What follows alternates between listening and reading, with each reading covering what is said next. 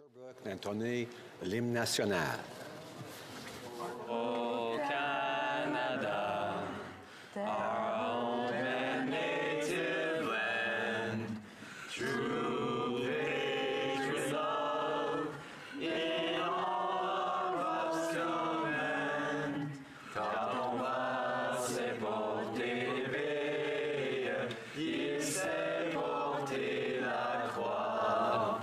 Ton histoire est une épopée, les plus brillants exploits. God keep our land, glorious and free. Oh Canada, we stand on guard for thee. Oh Canada, we stand on guard for thee. Les portes, let the doors be open.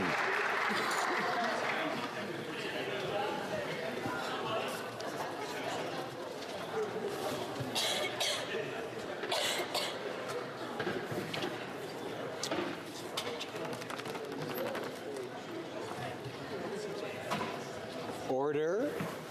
Alors, statements by members. Déclaration de député. The Honourable Member for Eglinton Lawrence. Thank you, Mr. Speaker. On this solemn day of Yom HaShoah, we remember the 6 million Jews who were murdered in the Holocaust. It is a fitting and sobering occasion to acknowledge the B'nai B'rith annual audit on anti-Semitism, which reported over 2,000 incidents involving anti-Semitism were committed in 2018, the highest they've been in decades. L'antisémitisme était répandu et visible. Anti-Semitism is widespread and visible. There have been attacks and violent attacks worldwide in synagogues, in markets, and in stores. And San Diego, where victims were targeted solely because they were Jewish, are absolutely reprehensible. We grieve for the victims and their families. And in Canada, we are not immune. We see the world's oldest hate take many forms in bullying, in harassment, in violence, online, and in our communities. It must stop. I commend B'nai B'rith for their work. We should all read the audit. We must learn from it. We must stand together in fighting anti-Semitism and all forms of hate and say united, never again.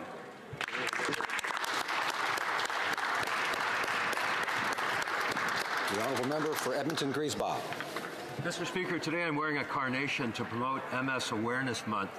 Every day, 11 Canadians are diagnosed with multiple sclerosis. For me, fighting MS is personal. My dear friend Ted Marianix had it. He died 4 years ago.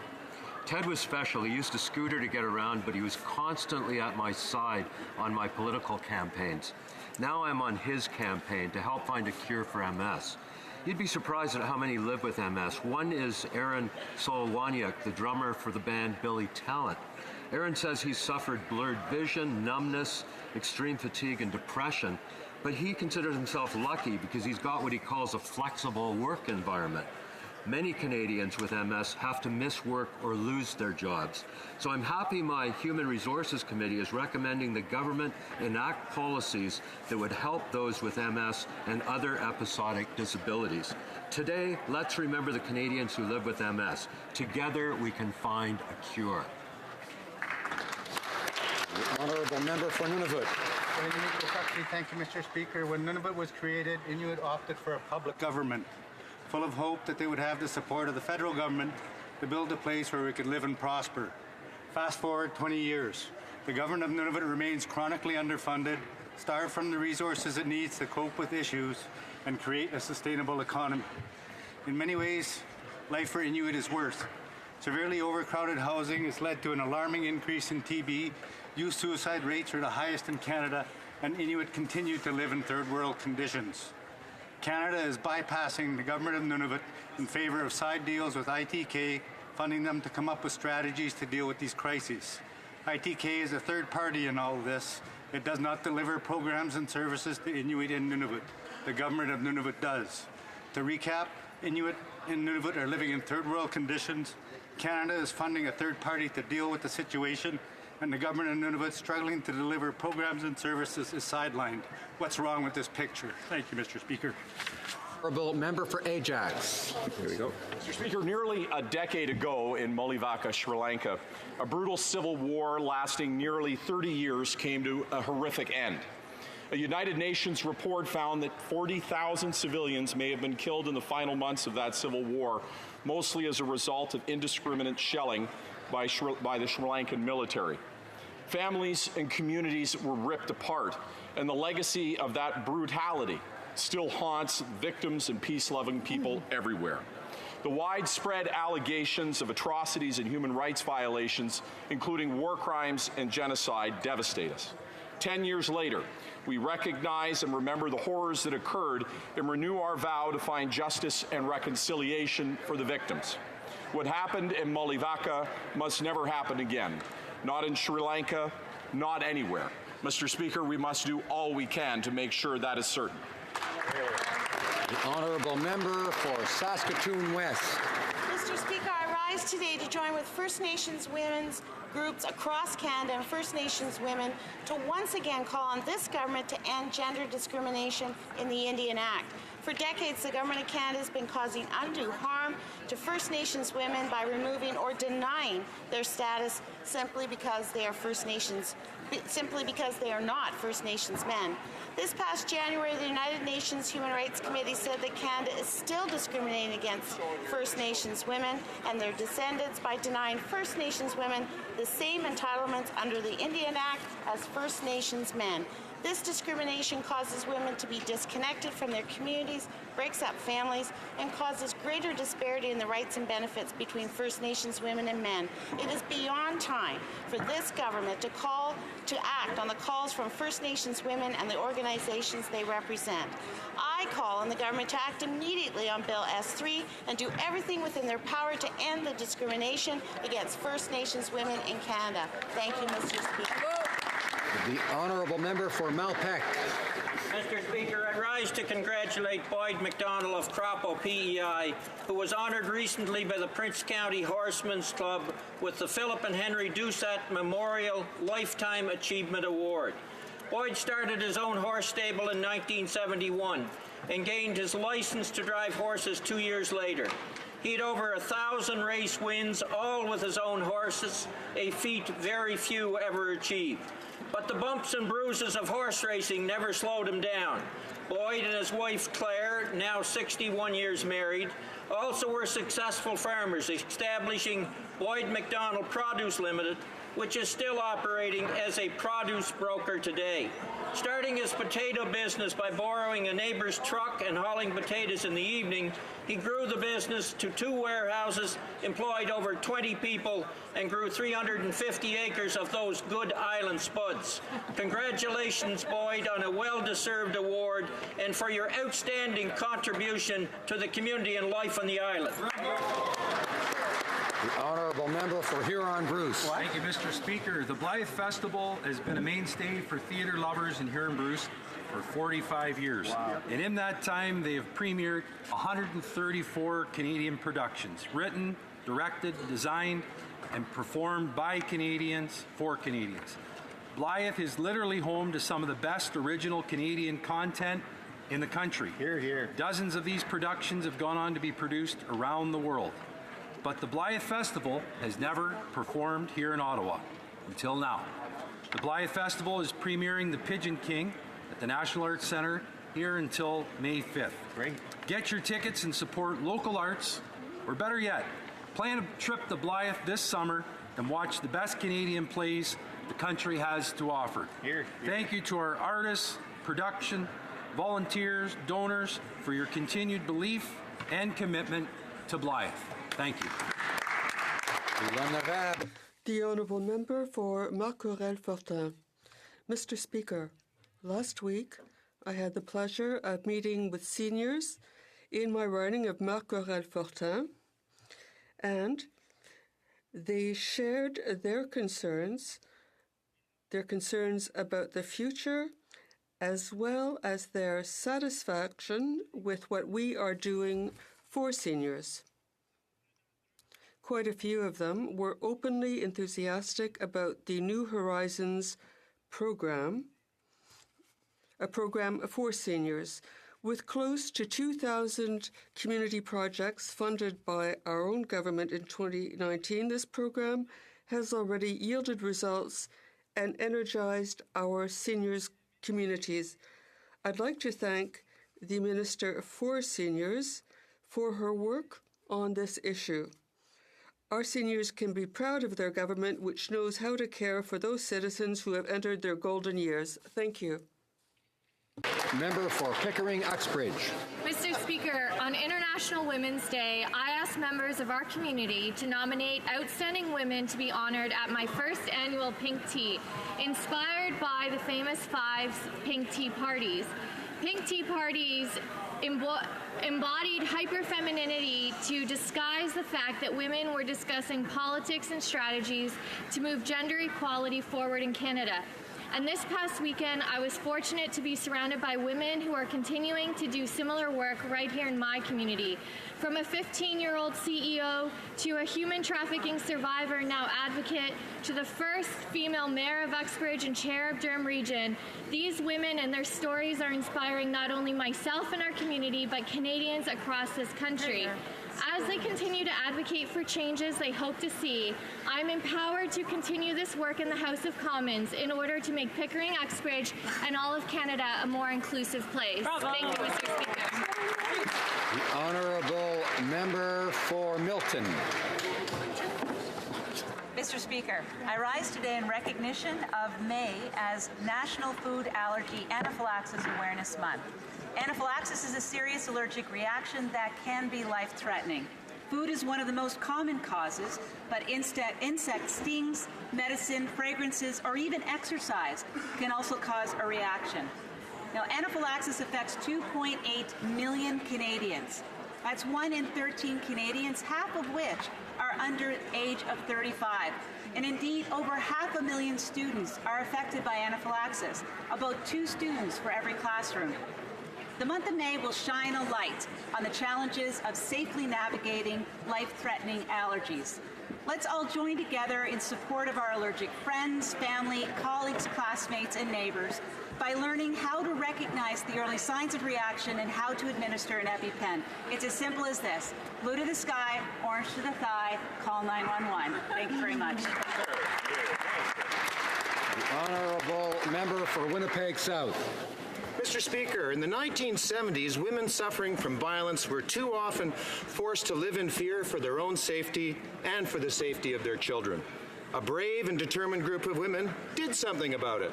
With no money and little support, Ardis Baudry, Janet Curry, Thérèse Dallaire-Laplante, Nicole Thauvet, Lorraine Kennischuk, Natalie McBride, and Lynn Zimmer founded the first women's shelters in Canada. Hear, hear. The stories of these women being honored in Ottawa this week were captured in Margot Goodhand's wonderful book, Runaway Wives and Rogue Feminists.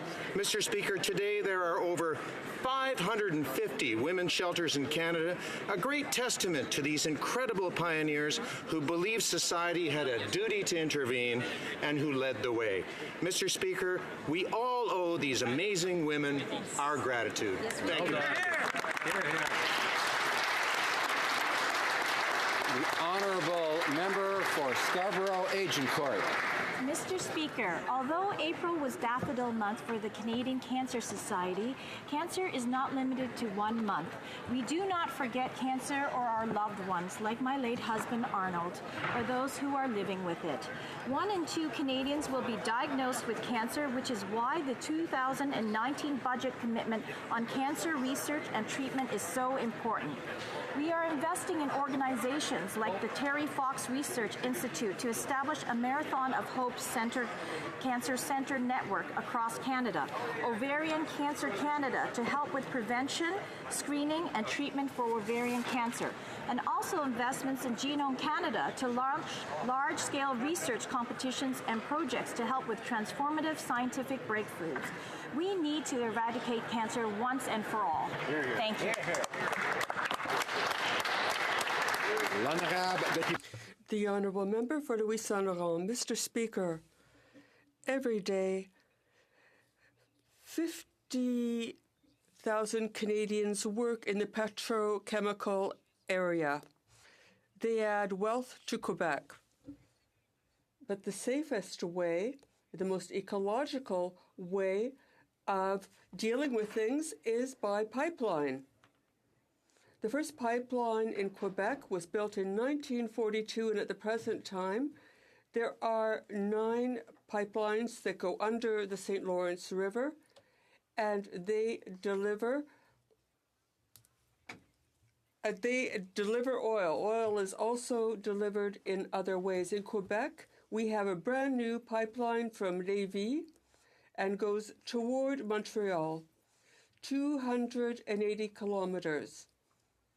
And, Mr. Speaker, things are working really well, so well that nobody talks about it. Mr. Speaker, in Quebec, we can have pipelines, and we are proud of them.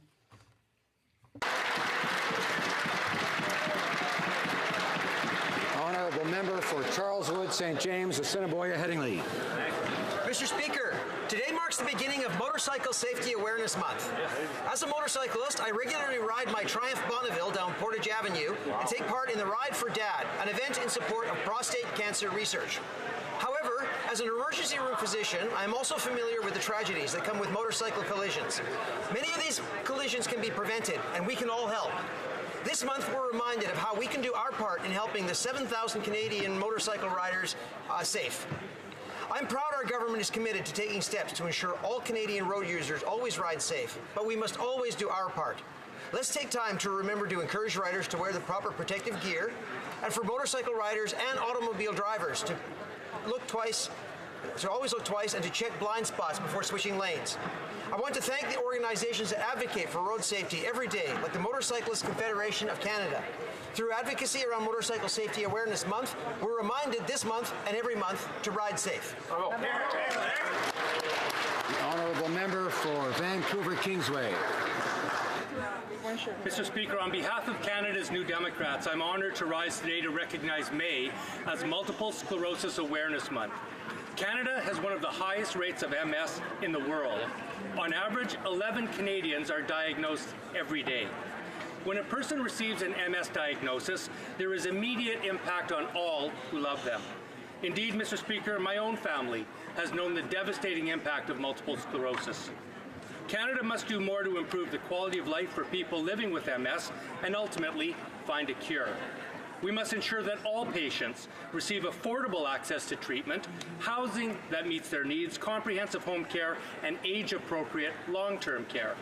We must also provide flexible employment conditions and improved income support for people living with MS. Throughout this coming month, I urge all parliamentarians to help raise awareness and act now to improve life for over 77,000 Canadians living with multiple sclerosis. Together, we'll find a cure. The Honourable Member for Durham. Mr. Speaker, I'm privileged to rise to speak about a great Canadian and friend. After a couple of years working for our intelligence service, Kimberly Fawcett joined the Canadian Armed Forces and gave 23 years of uniformed service to Canada. She was a combat engineer that had 2 tours in Afghanistan.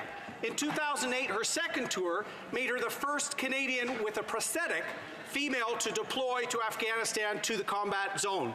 Tragically, in 2006, she'd lost her leg and her infant son in a horrific accident while she was executing her family care plan as part of a military family. This unspeakable loss did not stop Kim, Mr. Speaker. She gave another decade of service to the Canadian Armed Forces and became an inspiring, award-winning para-triathlete. Kim is now going to serve again, Mr. Speaker. After 3 years of being ignored by this Liberal government, she is stepping forth to be the Conservative candidate in Scarborough Southwest. Let's go, Kim!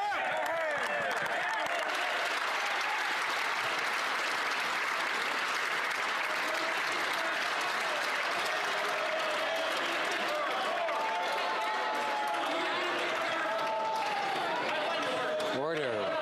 Order. The Honourable Member for King Vaughan. Thank you, Mr. Speaker. Today begins Asian Heritage Month in Canada. This provides an an opportunity for everyone to learn about the history of Canada's Asian immigrants and their descendants, and to celebrate their many contributions to our country. This includes the growing Asian community in my riding of King Vaughan and in York Region.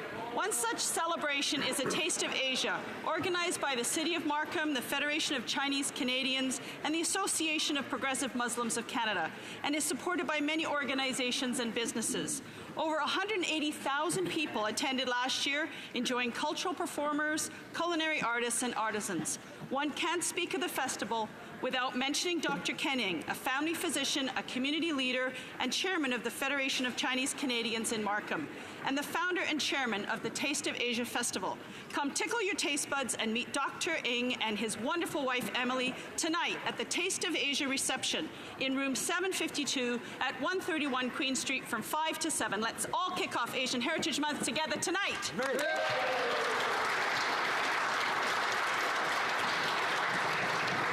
Oral questions, questions orales, the Honourable Leader of the Opposition.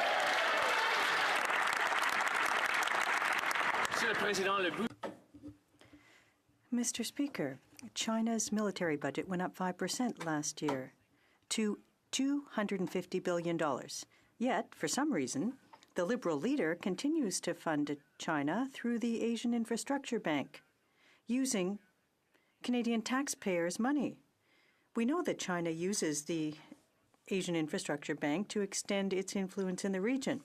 When will the Liberal leader stop using Canadians' taxpayer dollars to fund this strategy?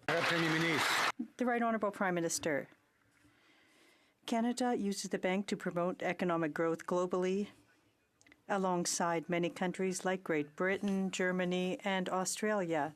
The Conservatives are misleading Canadians by suggesting that if we were to withdraw funds for fighting landslides in Sri Lanka, for example, flooding in the Philippines, and modernization of immigration systems in Indonesia, that would be beneficial for Canada. We will continue to be present in the world to help people across the world. That is what Canadians expect of any Canadian government. The Honourable Leader of the Opposition.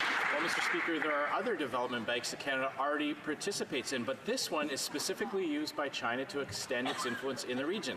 Now, China's military budget rose 5% last year to $250 billion. Wow. Now their space program is worth $8.4 billion. And while the Parliamentary Budget Officer has indicated that important infrastructure projects aren't getting built in Canada, the leader of the Liberal Party has sent $256 million to the Asian Infrastructure Bank, a bank that helps exert influence from China in the region. Why is the Prime Minister funding infrastructure projects in other countries? Honourable Prime Minister. The Asia Infrastructure Investment Bank, Canada joins countries such as Australia, France, Germany, India, Italy, South Korea, and the UK in promoting inclusive global economic growth. The bank supports clean and green infrastructure investments throughout Asia, and the Conservatives want us to close our eyes and our doors on investments around the world, like landslide mitigation in Sri Lanka, like flood management in the Philippines, like irrigation modernization in Indonesia. That is not what Canadians expect. They expect us to be engaged positively in the world. And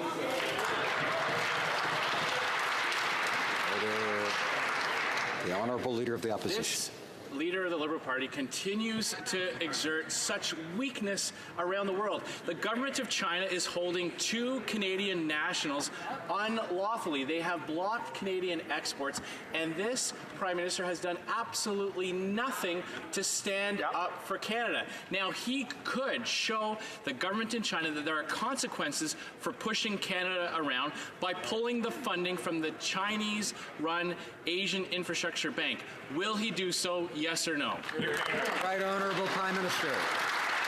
Mr. Speaker, this government has and will continue to consistently stand up for Canadians at home and all around the world. That's why we were proud to announce that we are standing up for canola farmers this morning by moving forward with a maximum loan limit increased to $1 million for all farmers, and indeed need for canola farmers an interest-free loan increased to $500,000. On top of that, we stand up every day for the Canadians who are unjustly and arbitrarily detained in China. We know that engaging strongly and forcefully around the world is the way we're going. Order. The Honourable Leader of the Opposition. That's not exactly sending a strong message to China that the only response that this Prime Minister is capable of finding is something that Conservatives asked for days ago. But he could show the government of China that there are consequences for detaining Canadian nationals. You should also be able to hear the questions. Order. Order. The Honourable Leader of the Opposition has the floor. Why would Canadians expect this Prime Minister to stand up for the interests of China? And why would we expect the government of China to take this Prime Minister seriously after showing such weakness on the world stage, after backing down to Donald Trump time and time again, after clowning around in India and angering our trade partners? Why won't this Prime Minister stand up for Canadian interests when it comes to the government of China? The Right Honourable Prime Minister. Mr. Speaker, let's talk about the facts. The Conservatives wanted us to capitulate to the Americans on NAFTA, and we got the right deal for Canadians. We were the ones able to close the deal on CETA that they had dead in the water, on the CPTPP, where we fought and got a good deal for Canadians, and did that by holding strong. And the fact that they've been asking for days for us to do something on canola, well, we've been working on it for weeks, including with our partners out west, like Premier Scott Moe. We are going to continue to deliver for Canadians. We're going to continue to fight for Canadians.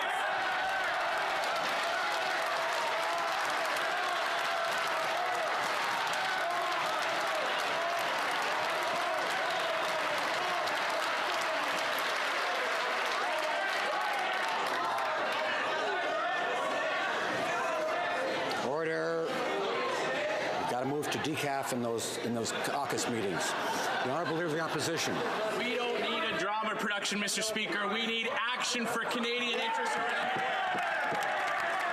It was this Prime Minister who signed a deal that was shoved down his throat that still kept steel tariffs in place. It was this Prime Minister who capitulated on dairy and on pharmaceuticals. It was this Prime Minister who angered our trade partners when it came to those TPP talks. And now that Canadian nationals are unlawfully jailed and Canadian exports aren't moving, he has done nothing to stand up for this country, Mr. Speaker. When will the Prime Minister finally do something?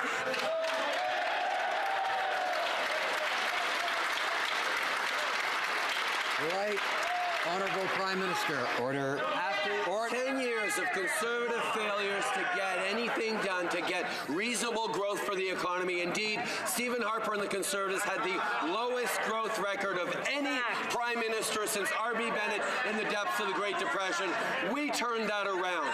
We've created 900,000 new jobs across this country, the lowest unemployment in 40 years, and on international engagement and trade, we are now the only G7 country that has a free trade deal with every other G7 country.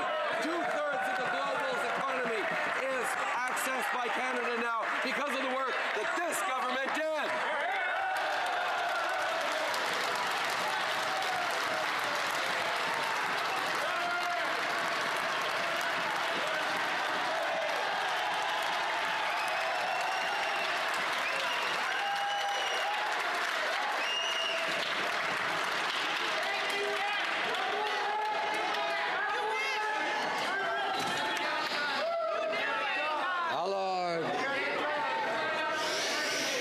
Must be Wednesday. Alors. Order. No, l'honorable. The Honourable Member for Saint-Hyacinthe-Bagotte. Mr. Speaker, 3 months ago, 40% of our fellow citizens were $200 away from declaring bankruptcy. The figure hit 48% last week. While half of people are having trouble making ends meet, The Liberal government continues to subsidize oil companies and to give millions in gifts to Loblaws. The Prime Minister is completely out of touch. We need a government that's on our side, not on the side of the richest in this world. When will the government finally get down to work and truly help people, removing them from these precarious situations? The Right Honourable Prime Minister. When we were elected, we cut taxes for the middle class and increased them for the wealthiest Canadians. We have also put in place a child benefit that is helping 9 families out of 10. It has lifted 300,000 children out of poverty. But the NDP voted against those 2 measures. We have lifted 800,000 Canadians out of poverty over the first 2 years, and we are continuing to deliver by investing in the infrastructure, by investing in our communities, by helping families, seniors, students, and we will continue to do so, Mr. Speaker. The Honourable Member for Timmins, James Bay, order. This Prime Minister is showing a disturbing willingness to undermine the independence of the Canadian judiciary. From trying to help corporate friends in a bribery case in his riding, to the allegations of leaking information about the Supreme Court nomination, to the fact that this Prime Minister is now vetting potential judges through a Liberal donor base that includes information right down to the size of their lawn signs. Wow. Is that how small his vision is, to want to know what they've done for the Liberal Party rather than what they're going to do for Canada? Right Honourable Prime Minister. Mr. Speaker, the Liberal Party has always believed in the independence of the judiciary and the importance of standing up for the independence of our institutions. Indeed, all judicial appointments now follow our new, open, independent, transparent, and merit-based process. This process replaced the old, opaque system that was in place under the previous government. Political activity or donations have no impact on a person's candidacy or selection for a judicial appointment. Our government has appointed people that have donated or been involved with parties of all political stripes. Honourable Member for Timmins, James Bay. His new open list, it's more like the grotty old rum bottle politics on the Rideau, for which the Liberals are infamous for. So speaking of broken promises, prior to the budget, the Prime Minister made 2 promises, one to Saskatchewan and one to Grassy Narrows. And in that budget, he broke that promise. And it took hundreds of children coming from the evacuation centers yesterday for this Prime Minister to even acknowledge the disastrous Saskatchewan flood. So, cards on the table. What financial commitment will he make today to the people of Saskatchewan that they will finally be moved to the high ground? Right Honourable Prime Minister. We agree that 17 years of flooding in Saskatchewan is absolutely unacceptable. That's why the Minister met with the Chief yesterday to continue the work that we've been doing since 2016. Since 2016, we've been working in close partnership with Saskatchewan on their request to relocate to a higher ground. The community has identified the location they believe would be best to relocate to, and work is right now underway to build a new road, to secure the land, to design the new community, but always and every moment, Mr. Speaker, in partnership with the people of Saskatchewan. The Honourable Member for Saint-Hyacinthe-Bagot. Mr. Speaker, once again, the people of Saskatchewan have had to be evacuated because of flooding. That could have been avoided. The Liberals had promised to relocate them to higher ground. But 2 years later, it's still not been done. Yesterday, children and leaders from the community were here to remind the Liberals of that and to ask them to honour their commitments. So when will the Prime Minister finally keep the promise? The Right Honourable Prime Minister. Mr. Speaker, since 2016, we have committed to working in partnership with Saskatchewan on their relocation request for the community. The Minister met with the Chief yesterday. The community has identified the community they think it would be best to relocate to. Work is underway to build a new road, transfer the land, and design the new community. All of this in partnership with Saskatchewan. It's unacceptable that for the past 17 years they've had to be evacuated because of flooding. We will continue to work with them to resolve that. The Honourable Member for Richmond Arthabaska. Mr. Speaker, on August 5th, 2016, we asked the Liberal Party and the Prime Minister for information on the $110,000 in illegal donations they received. What did the Liberals do? Well, as they usually do, they refused to give the information. The leader says that his government's transparent. Can he tell us then, can this Liberal leader tell us if there was any communication between his office employees and people at Election Canada on the subject of these illegal donations? Yes or no? The Right Honourable Prime Minister. The inappropriate donations were paid to two parties 10 years ago. Under my leadership, we are transparent. We were the first party to proactively disclose members' budgets. We opened up the Board of Internal Economy. We are fully respecting donations, and the other parties must do the same. The Honourable Member. Well, here's another example that the Liberals simply haven't changed since the sponsorship scandal. It's in their genes, it's in their culture. This Liberal leader wasn't found in violation once, not twice, not 3 times, but 4 times in violation of sections of the ethics violations. And there's still an investigation underway. What is this Liberal Party leader and Prime Minister doing? What does he have to hide from Canadians? The Right Honourable Prime Minister. Mr. Speaker, on this side of the House, we respect the officers of Parliament and the work that they do at all stages to ensure that beyond partisanship and attacks by one party of another, the rules are complied with and the truth is shared with Canadians. We will always work and respect the officers of Parliament who are doing important work on this side of the House. We will always work alongside them. Milton. Take the words of the leader of the Liberal Party at face value, because simply put, it's already been shown that he had very little respect for the Office of the Attorney General.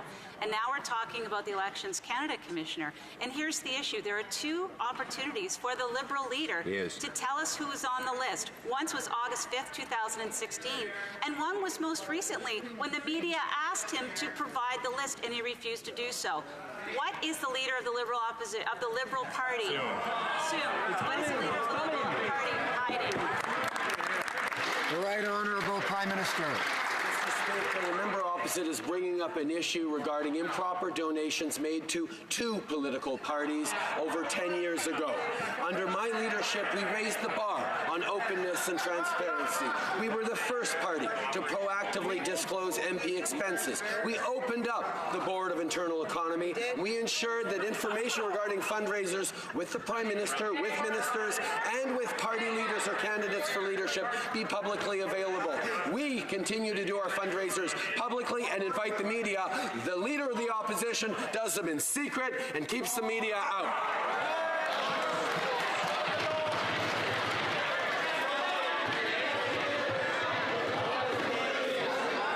Order.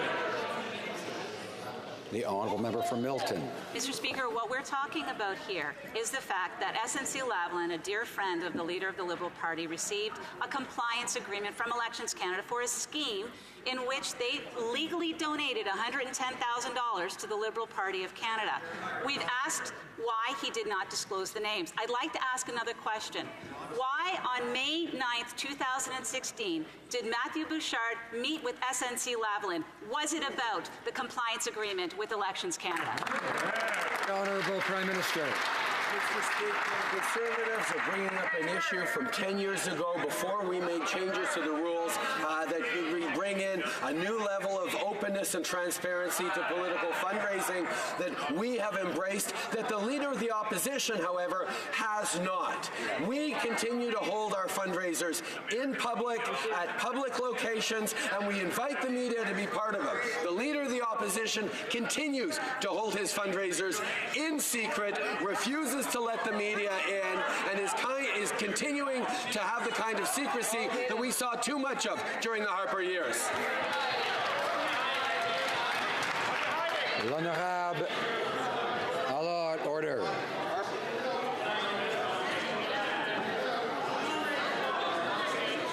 L'Honorable. The Honourable Member for Lévis-Lotbinière. Mr. Speaker, pay, ask, and you get. custom-designed contracts for Liberal friends that seem to be commonplace, although difficult to find if you're not in a gang. The press and the Globe and Mail have in their possession the key to this mystery, privileged communication between a law firm and a deputy minister that magically turned into a lucrative $711 an hour contract. Mr. Speaker, can the Liberal leader confirm here in this House the existence of this communication dated August 14, 2017? Yes or no? The Right Honourable Prime Minister. The decision was made by public servants. It's rich of the Conservatives to attack this situation when they continue to organize fundraisers with their leader, secret ones, behind closed doors. We invite the media to our events. We don't hold them in private millionaires' residences, but in public places. We will continue to be open and transparent as we expect the leader of the opposition to be. Member for Chilliwack Hope. SNC-Lavalin was just the tip of the iceberg when it comes to Liberals looking out for their well-connected friends. They also awarded a sole source contract to a law firm where the two lead lawyers pocketing tax dollars on the $75,000 contract have both been previously employed by the Liberal Party. On Monday, the Justice Minister tried to blame his department, but he's now admitted it was the Liberals themselves who signed off on this shady deal. Why does the Liberal leader find it so easy to grease the skids for his Liberal friends, but so hard to conduct himself in an ethical fashion? The Right Honourable Prime Minister. Mr. Speaker, all legal service contracts go through diligent and accountable processes. Contracts went through the Department of Justice for projects which were unrelated to one another. Both contracts followed all appropriate rules and policies of the department. We will continue to ensure that the decision process respects all rules. The Honourable Member for Jonquière. Thousands of people have mobilized today to mark International Workers' Day. As an elected official, it's our duty to improve their future, but the government has failed. Just think about the Phoenix fiasco, about women who continue to earn less than men, or about back-to-work legislation for Canada Post, the uncertainty in steel, aluminum, and the forestry sector, the stolen pensions from Sears pensioners. The NDP stands alongside workers. When will the Prime Minister take the rights of workers seriously and do the same? The Right Honourable Prime Minister. Mr. Speaker, we have always stood to defend workers. We put forth historic legislation on employment equity that will close the gap between salaries for men and women proactively and openly. We continue to defend workers in the forestry sector. We are there for workers in the steel and aluminum sector. We have signed agreements, trade agreements internationally to help our workers that will create prosperity. We will continue to create jobs in Canada, as we've seen 900,000 created over the past years. Mr. Speaker, May Day is a day to celebrate working people, and yet today we hear one more example of how this government is prioritizing their billionaire friends instead. Not only did this government give money to Loblaws to buy fridges, it gave them privileged access in exchange for generous donations from lobbyists. The reality is that as the billionaire class thrives, workers in Canada are paying the price. A recent OECD report showed that the middle class in our country is shrinking. So instead of doing favors for their billionaire friends, where is this Liberal government's defense of working people? The Right Honourable Prime Minister. Mr. Speaker, our government has been unequivocal in our support for Labour, and we're happy to celebrate that this May Day. There is no question that since forming government, we passed C4 to eliminate the unfair 525 and 377 that Harper passed. We amended the Canada Labour Code to give federally regulated employees the right to flexible work arrangements and implement different leaves. We strengthened occupational health and safety standards. We passed C65 to protect federally regulated employees from workplace harassment and violence. Mr. Speaker, we will continually stand up for Labour, stand up for workers across.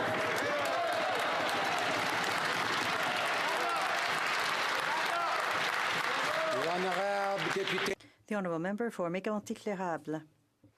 What about standing up for canola producers? After more than 2 months of inaction, it took 3 requests for emergency debates, 9 requests for emergency debates in the House, intervention and action by producers, premiers, and the Leader of the Opposition. He heard the call for assistance, additional assistance for producers, but not for an ambassador or a complaint at the WTO. Instead of sending a mission to China, he's sending one to Japan. He's mixed up again. When is the Prime Minister going to do something to help canola producers? The Right Honourable Prime Minister. The Conservatives have been talking about this for a few days. We have been working on it for weeks. We stand alongside producers. We are resolving the issue. We have announced changes to the advanced payment program. We've increased the interest-free amount for loans to $500,000 and the maximum loan amount. We are seeking markets. We've announced a trade mission to Japan and South Korea, and with the trade agreements, companies will have privileged access to 1.5 billion new clients. We will continue. A member for Prince Albert. Mr. Speaker, today's 2 months too late announcement by Liberals show just how out of touch they are with farmers in rural Canada. We welcome any and all support for farmers, but a few tweaks to a government program isn't good enough. The canola crisis is a direct result of this Liberal leader's bungling of Canada's relationship with its second largest trading partner. Farmers need the issue resolved and market access restored. This Liberal leader created the problem. Where is the solution? That's a good question. The Right Honourable Prime Minister. Mr. Speaker, it troubles me to hear the Conservatives belittling what the Canola Council and the canola farmers have been asking for weeks. We were happy to deliver a $500,000 interest-free loan for canola farmers, just like they've been asking for. We are going to continue to stand up for our farmers the same way we're standing up for our farmers by giving them new access to new markets. With our signing of the CPTPP, of a renewed NAFTA, and of CETA, our producers have access to 2/3 of the global economy, and we are now the only G7 country with a free trade deal with every other G7 country.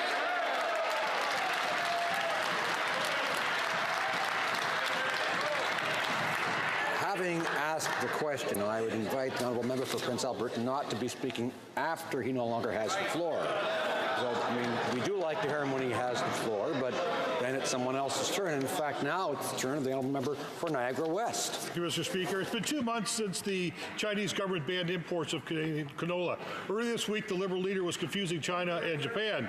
This morning, the Liberals announced their plan to resolve the deepening crisis and dispute with China. Get this, by sending a trade mission to Japan.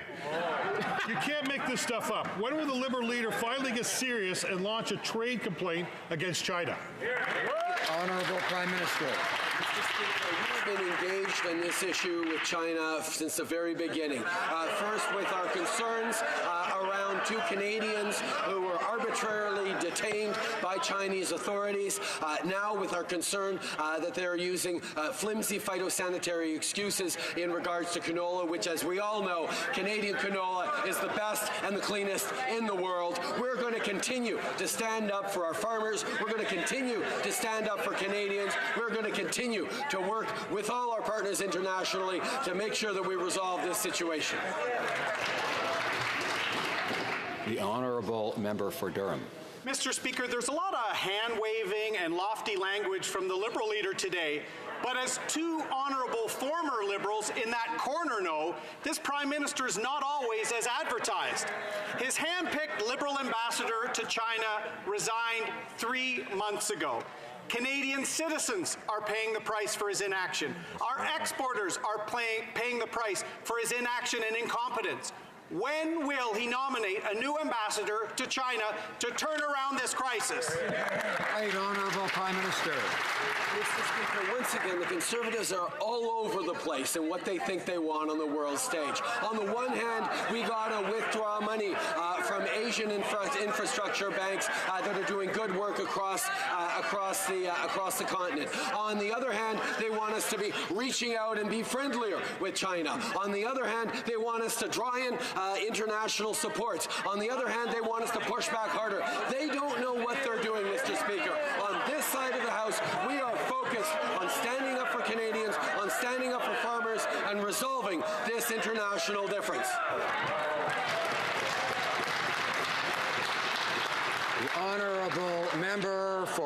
question, Malahat Langford.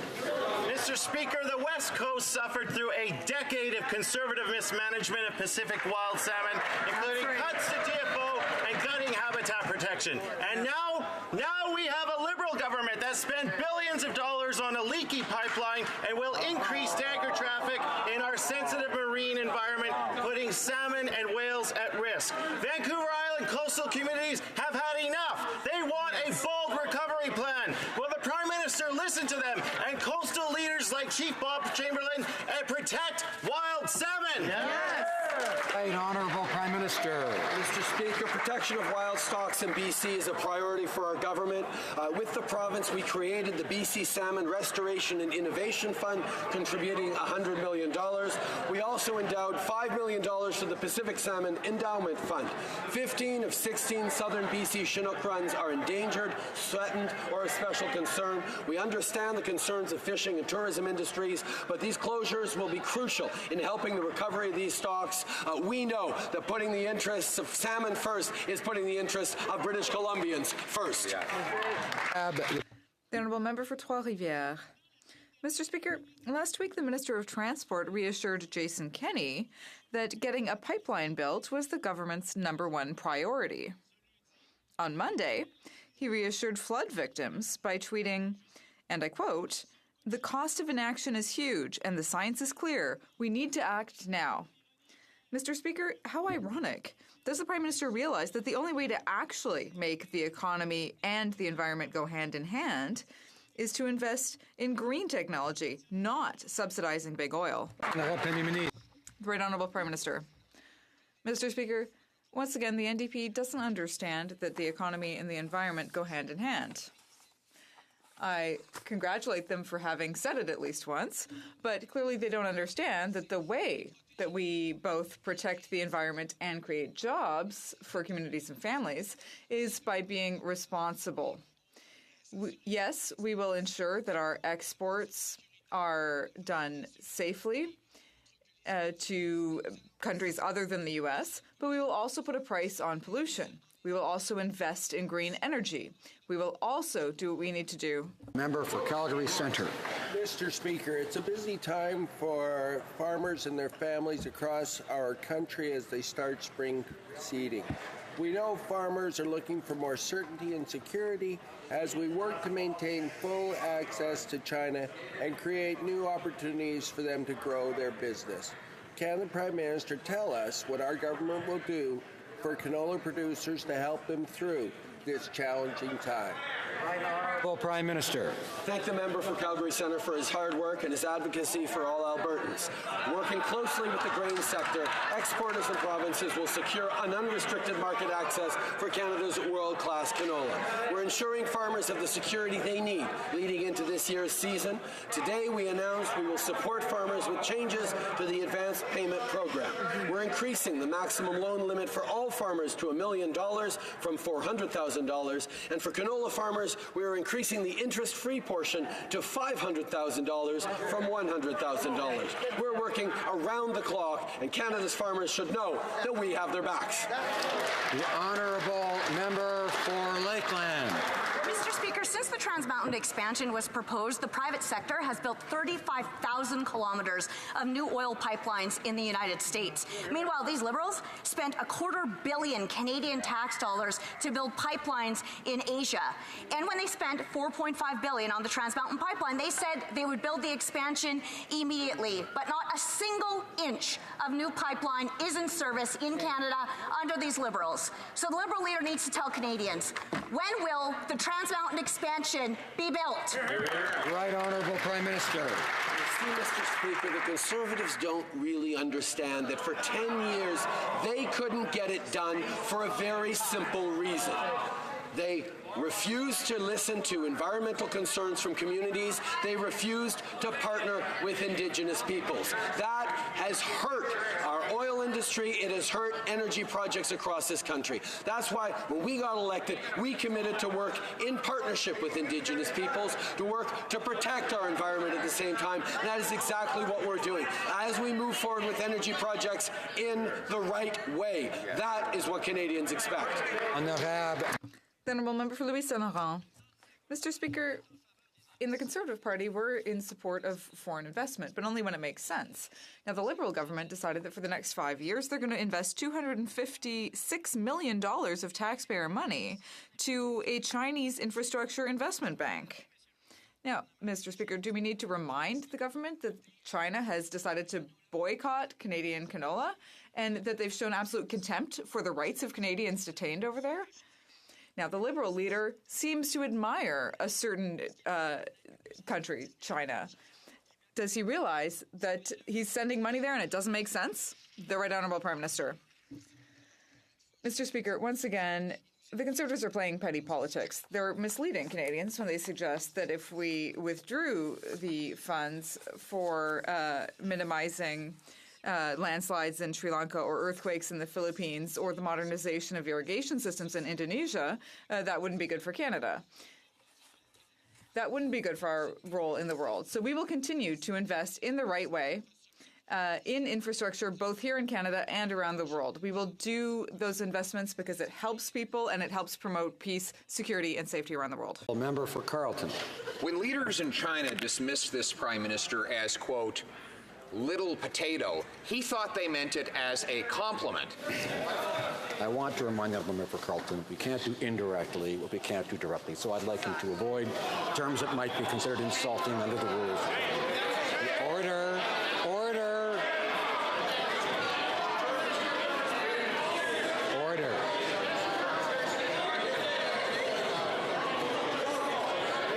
Order. Shall we continue or not? Order. The honourable member for Carleton. So the Prime Minister reciprocated by giving $250 million Canadian tax dollars to the China-controlled Asian Infrastructure Bank, a bank designed to build pipelines, roads, and bridges in China, the same country that is punishing our farmers and imprisoning our citizens.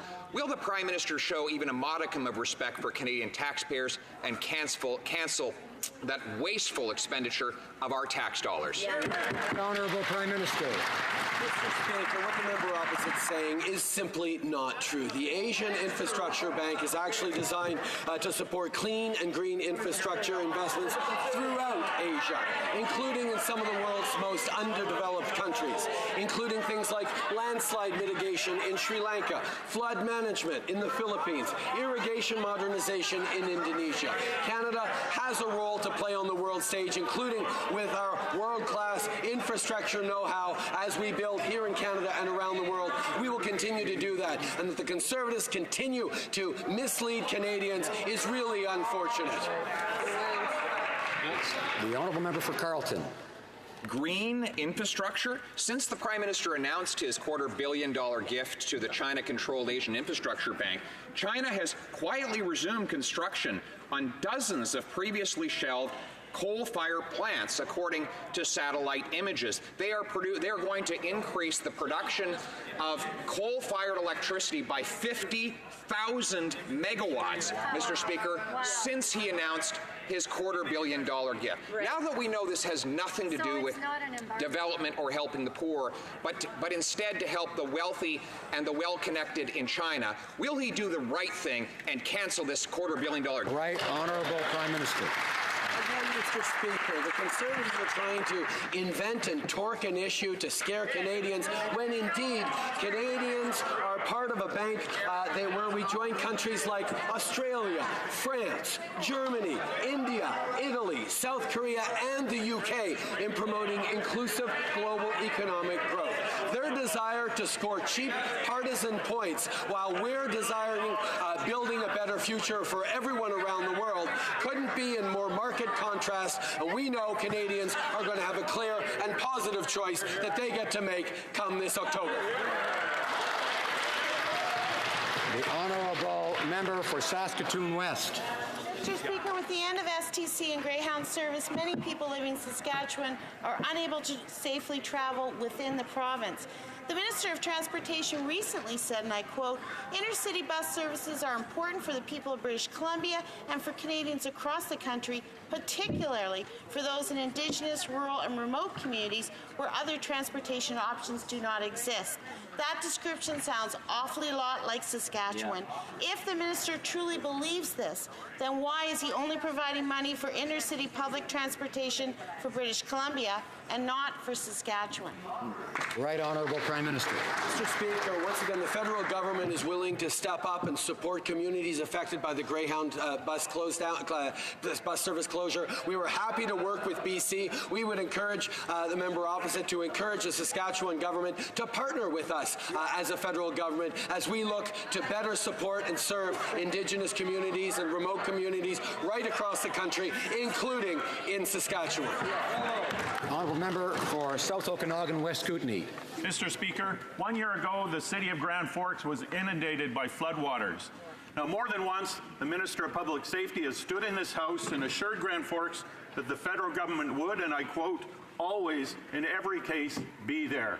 But on April 18th, the federal government told Grand Forks that their application for a National Disaster Mitigation Program grant had been turned down. Wow. The people of Grand Forks can't live through another devastating flood without adequate protection. So I ask the Prime Minister, why is this government refusing to help? Canadians affected by flooding this year and in past years, including Indigenous communities like Saskatchewan. First responders are working hard right across the country alongside neighbors and friends to work hard to keep people safe. We're doing everything we can to support the response effort throughout the affected areas of Canada. Canadians can rest assured that Canadian Armed Forces are ready to support and serve alongside our federal, provincial, and municipal partners who are working diligently in service of those citizens in need. We have $2 billion forward in the Disaster Assistance Program. We look forward to working with all communities on helping them out. I'd encourage the member for Edmonton West to speak when it's his turn to speak and not at other times. Even if he suggests he was trying to help, of course, there are other ways to do that. There are other ways to do that, of course. Honorable député de Charlebourg. The Honourable Member for Charlebourg, Haute-Saint-Charles. Mr. Speaker, the Liberals sold a ticket for a Liberal fundraiser to the president of a U.S. cannabis company, and then they had to refund the money because that's illegal.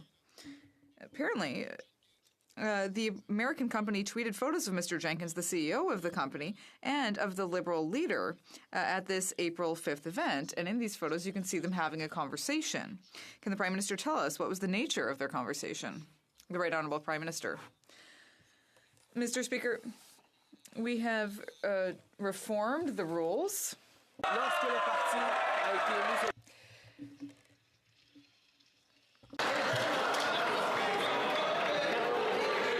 Order. It's nice that the House seems to be in a good mood and celebrating something, but we need to hear the answer and we need to hear each other here. So let's try to stay calm for the rest of the question period. The Right Honourable Prime Minister has the floor. When the party was made aware of this issue, we refunded the money immediately. But more importantly, Mr. Speaker, they asked the question why, I would ask the question why the Leader of the Opposition continues to hold secret fundraisers. We have our fundraisers in public. We invite the media to participate in our fundraising events, but they continue to do this in secrecy in private mansions and in huge private houses. Honourable Member for Thornhill. Mr. Speaker, have you heard the one about the American marijuana magnate who strolled into a top-dollar Liberal fundraiser to schmooze the Liberal leader to hook up with the Innovation Minister to pitch a deal? Well, the punchline, his ticket was illegal, and a Liberal or lobbyist broke two laws selling those two tickets. Now, the Minister for Democratic Institution claims getting caught for this latest cash-for-grab jaw-dropper proves the Liberal fundraising law works. But, Mr. Speaker, isn't the law supposed to prevent the Liberals' habitually bad practices? Right Honourable Prime Minister. Mr. Speaker, when the Liberal Party became aware of the issue, we quickly returned the contributions in accordance with Elections Canada rules. But the question, Mr. Speaker, for the member opposite who is so concerned with ethics is why is his leader continuing to hold secret private fundraisers that do not invite the media, that are in big fancy private homes and are not open to Canadians? And while we're at it, Mr. Speaker, I'll take no lessons from the party that every single of the past 4 elections was guilty of breaking Elections Canada laws.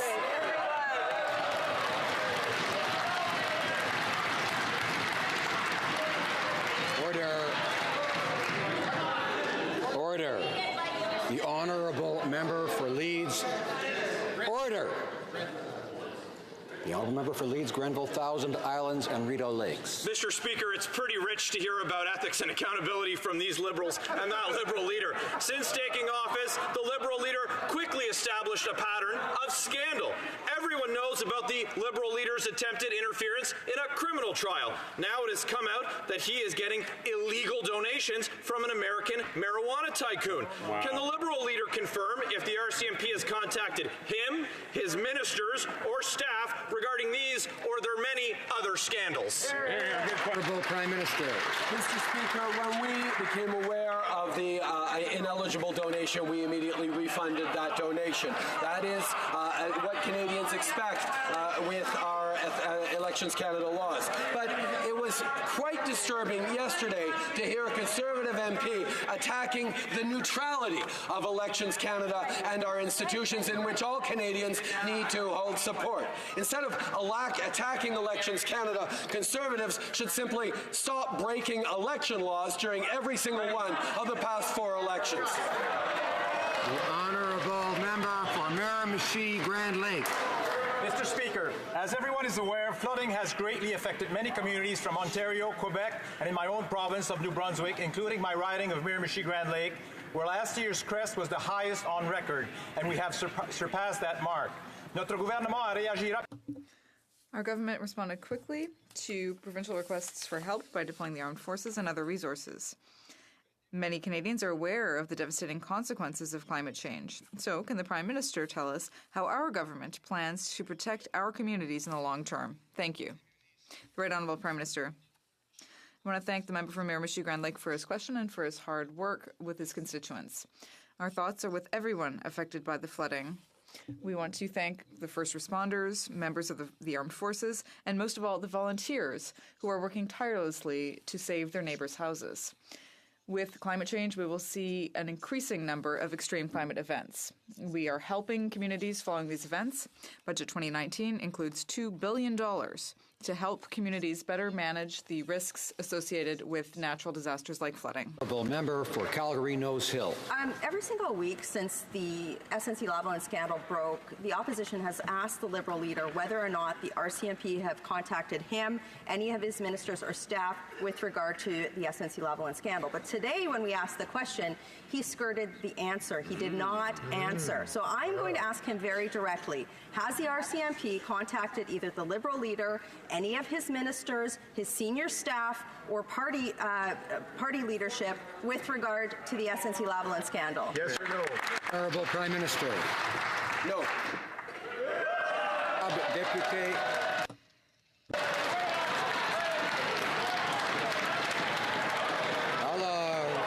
Order. The honourable member. Allard. Order.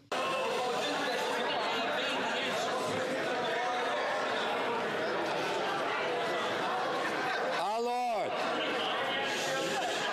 The honourable member for Chilliwack Hope will come to order. On the honourable member for Rimouski-Neigette-Témiscouata-Basque. Following the grisly murder of journalist Jamal Khashoggi, the Prime Minister announced on October 25th that Canada would review our arms export permits to Saudi Arabia. That was 6 months ago, and since then we've heard nothing. Canada's silence is deafening here, just as it was when 37 people in Saudi Arabia were executed by decapitation on April 23rd. Some countries found it easy to take action. Less than a month after Mr. Khashoggi's murder, Germany, Finland, and Denmark all froze the sale of arms to Saudi Arabia. What's taking so long?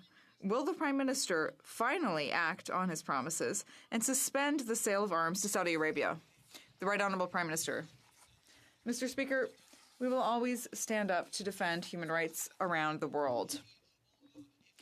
And we did condemn the executions in Saudi Arabia. I myself, when I had the opportunity to see Prince Mohammed bin Salman in Argentina, I told him how unacceptable this was and how concerned we as Canadians are by the human rights situation in Saudi Arabia. We will continue to work on this file because that is what Canadians expect, and that is what people around the world expect from Canada. Member from Northumberland, Peterborough South. Mr. Speaker, it has been more than a year since the party opposite promised a climate plan, and they still have not delivered. Frankly, Canadians and the environment cannot wait. Instead, Conservatives are busy misleading Canadians by refusing to provide them with information on money that is rightfully theirs. Mr. Speaker, rather than spending their time misleading Canadians about our plan, the Conservatives should spend their time coming up with a plan to fight climate change. Can the Prime Minister please update this House on the actions our government is taking to fight climate change and grow the economy? Honourable Prime Minister. I thank the member from Northumberland, Peterborough South for her hard work and for her question. We're fighting climate change while making life more affordable for Canadians. Pricing pollution is the most affordable and effective way to cut pollution. For Canadian families, our plan will mean a cleaner environment and more money in their pockets. That was confirmed by the Parliamentary Budget Officer. While the members opposite hide this fact from their constituents as they struggle with their backroom operatives and big oil executives to come up with their plan, we are working for a better future for our kids and grandkids. Honourable Leader of the Opposition.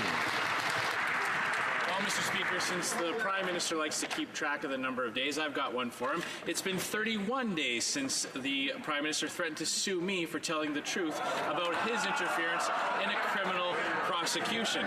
Now, I've repeated all my allegations outside the House, and I've been waiting for our day in court where he can finally testify for himself under oath. So, can the Prime Minister tell me when I can expect the court proceedings to commence, or like everything else with him, was it all just a big act?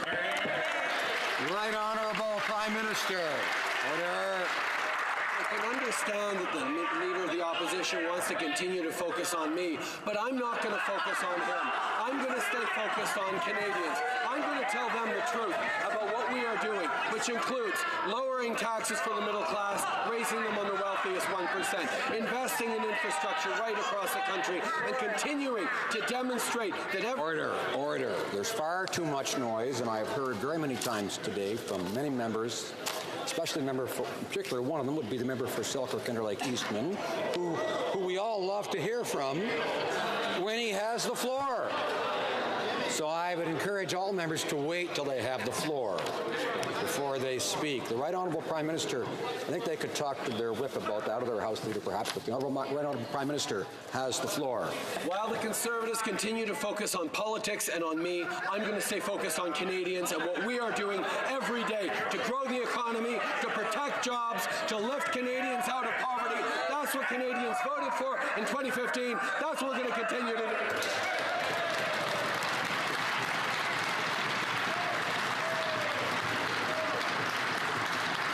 Member for Nunavut. Thank you, Mr. Speaker. My questions for the Prime Minister. Recently, the government generously funded ITK to tackle critical issues facing Inuit in Canada, like housing and health care. The problem is, the majority of Canada's Inuit live in Nunavut.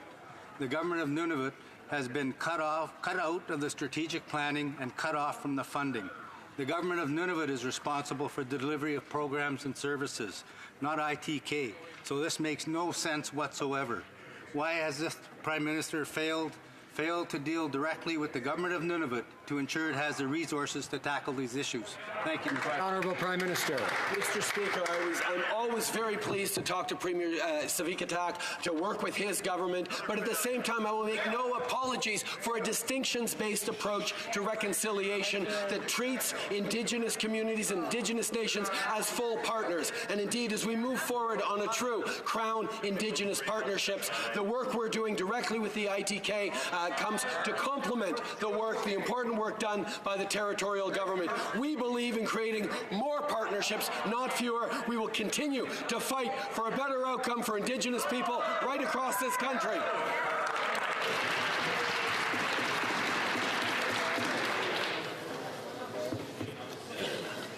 Just a second. Honourable Opposition House Leader is rising on a point of order.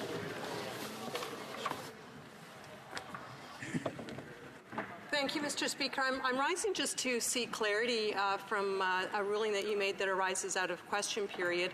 My colleague, the member from Carleton, rose and he repeated what actually there was the Minister of Foreign Affairs had communicated a while ago. What, according to what she said, the Chinese government had what she called a term of endearment and fondness. It's a point of order for the Prime Minister, calling him Little Potato.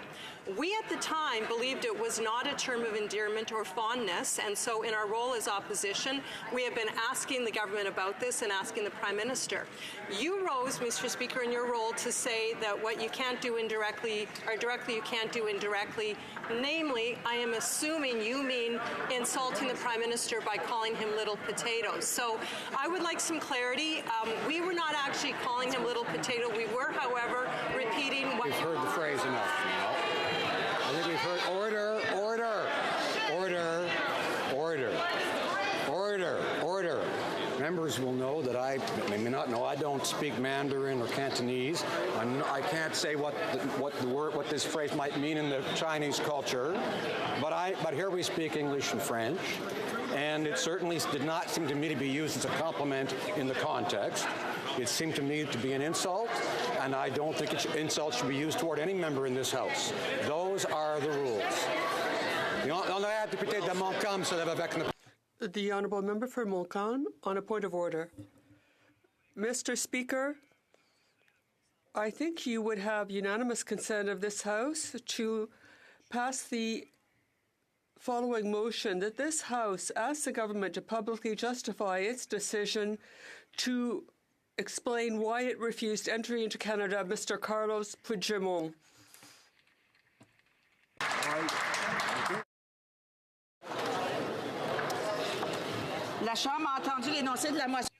The House has heard the motion. Is it the pleasure of the House to adopt the motion? Do we have unanimous consent?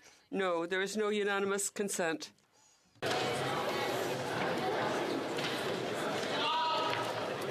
Dépôt de documents, tabling of documents. The Honourable Parliamentary Secretary of the Minister of Foreign Affairs. En vertu du règlement 32. Pursuant to the standing order, I have the pleasure to table the report on an adjustment to the Montreal Protocol on substances that deplete the ozone layer, and also the protocol amending the air transport agreement between Canada and the Swiss Confederation. This was done in Ottawa in January 2018. And I would ask individuals to kind of keep it down, and those who are exiting, please do so quietly. Tabling of documents. Dépôt de documents. The Honourable Parliamentary Secretary of the Government House Leader. Yes, thank you, Madam Speaker. Pursuant to Standing Order 36, Bracket 8, I have the honour to table in both official languages the government's responses to 9 petitions.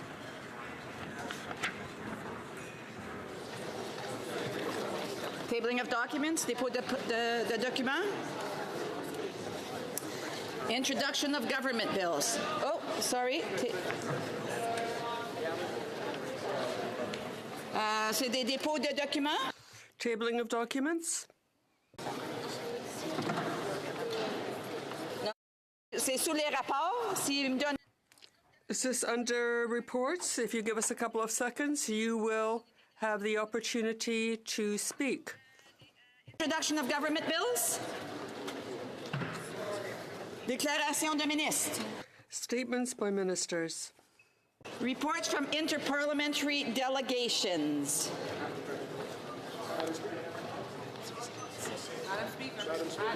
C'est ça? Ouais, mais c'est qui fait ça? Perfect. The honourable member for Stevenston, Richmond East. Madam Speaker, pursuant to Standing Order 34-1, I have the honour to present to the House in both official languages the reports of Canadian delegations of the Canada-China Legislative Association respecting their participation in the co-chair's annual visit to China held in Beijing from October 21st to the 25th, 2018, and the parliamentary mission to China held in Shanghai, Suzhou, Shenzhen, and Hong Kong from January 7th to the 11th, 2019.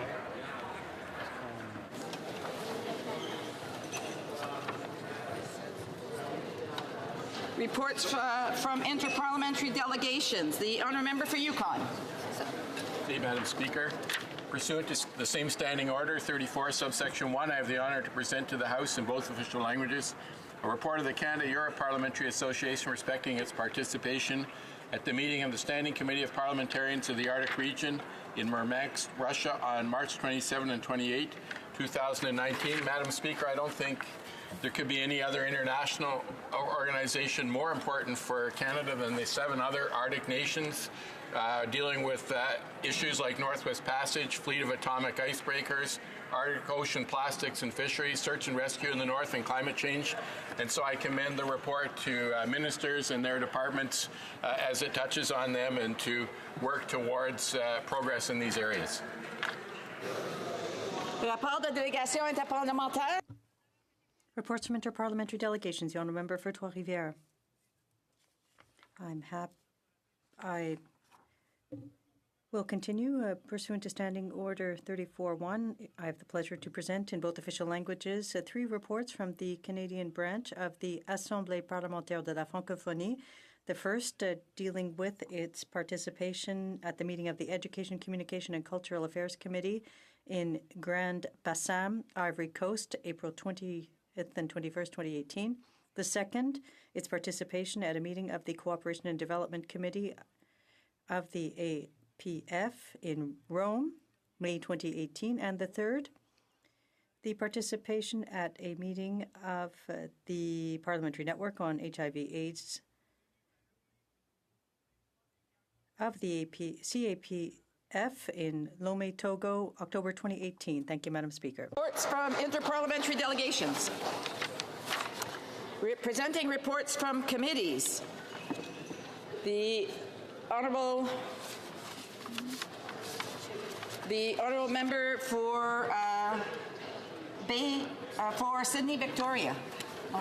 Thank you, Madam Speaker. I have the honour to present in both official languages the 16th report of the Standing Committee of International Trade entitled A Canadian Pacific Alliance Free Trade Agreement, Possible Implications for Canadians. Madam Speaker, we have a very hard-working committee. We're working hard for more trade agreements, not only for businesses across Canada, but also for Canadians to prosper more and have better economy. Pursuant to Standing Order 109, the committee requests that the government tables a comprehensive response to this report. Hear, hear. Presenting reports from committees. Mr. Ellis, the honourable member for Bay of Quinte. Sorry. Madam Speaker, I have the honour to present in both official languages the 12th report of the Standing Committee on Veterans Affairs entitled Moving Towards Ending Homelessness Among Veterans. Pursuant to Standing Order 109, the committee requests the government table a comprehensive response to this report. Thank you. Yeah.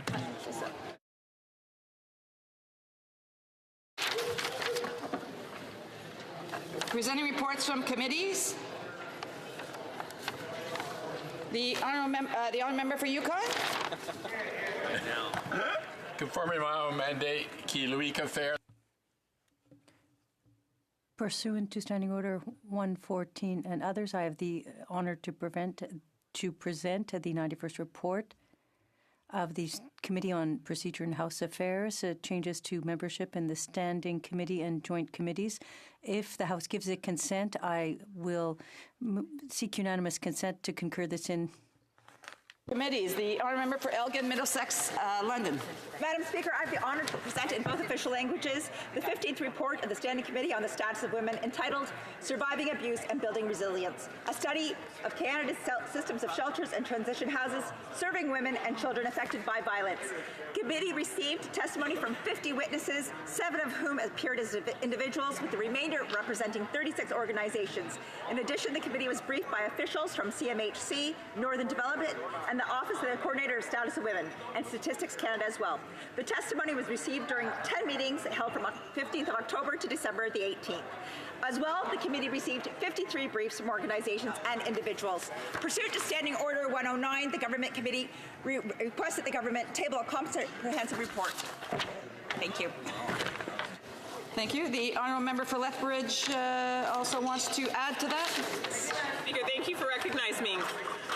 I am pleased to table the Conservative Party supplementary report for the study on system shelters and transition houses serving women and children affected by violence. The Conservatives are focused on providing a compassionate and determined effort to address the horrific tragedy of gender-based violence with appropriate government policy. While shelters do in fact play a very key role in helping women flee abusive relationships and start the process towards wholeness and healing, shelters do not offer a permanent solution, and this should be noted. It is therefore unfair to these women for the current government to pretend that there is no need for further assistance in the form of stable housing following time at a shelter. While the Liberals would like to keep women dependent on the government, Conservatives believe that women are powerful, intelligent, and free to make their own choices and to succeed in the world. We believe that women should be granted the opportunity to live autonomous lives while they enjoy the stability of a permanent home. For this reason, we outline the importance of giving women this opportunity to move along the entire housing spectrum, including home ownership, which this government is trying to keep out of their grasp. Presenting reports from committees. Introduction of private members' bills. Monsieur Paradis, appuyé par... Mr. Paradis, seconded by Mr. Scarpaleggia, moves for leave to introduce a bill entitled An Act to Amend the International Boundary Waters Treaty Act, Water Quality. The motion is deemed adopted. The Honourable Member for Brome-Missisquoi. Madam Speaker, this bill is to urge the Minister of Foreign Affairs to review the Treaty for International Waters between Canada and the United States. It dates back to 1909 and includes environmental standards over water quality.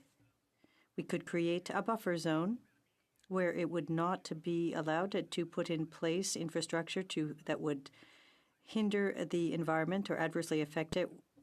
2 boundary waters, rivers and lakes, and involves 75 Canadian members of parliament and 91 American senators and congressmen. A concrete example, the Coventry landfill site. It is some meters from Lake Memphrey-Magog, and Vermont has announced an augmentation for the landfill capacity. It's affecting many people in Sherbrooke and Magog. They take their water from the lake. The International Boundaries Commission that exists, that is the responsibility of the Minister of Foreign Affairs, oversees the standards, and this would be reviewed with the states and provinces involved. We want to ensure that no other situations like Coventry would perturb relations when it comes to international boundary waters. We protect the quality of boundary waters between Canada and the United States for our future generations. Bravo. Bravo. The honourable member for Monsieur Paradis, seconded by Mr. Scarpaleggia, moves that the bill be now read a first time and be printed. This motion is deemed adopted. Première lecture de ce projet de loi, first reading of this bill. Quand ce projet de loi sera-t-il? When shall the bill be read a second time? À la prochaine séance. At the next sitting of the House. Introduction of private members' bills. First reading of Senate public bills. Motions. The honourable member for Yukon. Madam Speaker, if the House gives its consent, I move that the 91st report of the Standing Committee on Procedure and House Affairs presented to the House earlier today be concurred in. Does the honourable member have the unanimous consent of the House to move the motion? Agreed? And so ordered. C'est bon?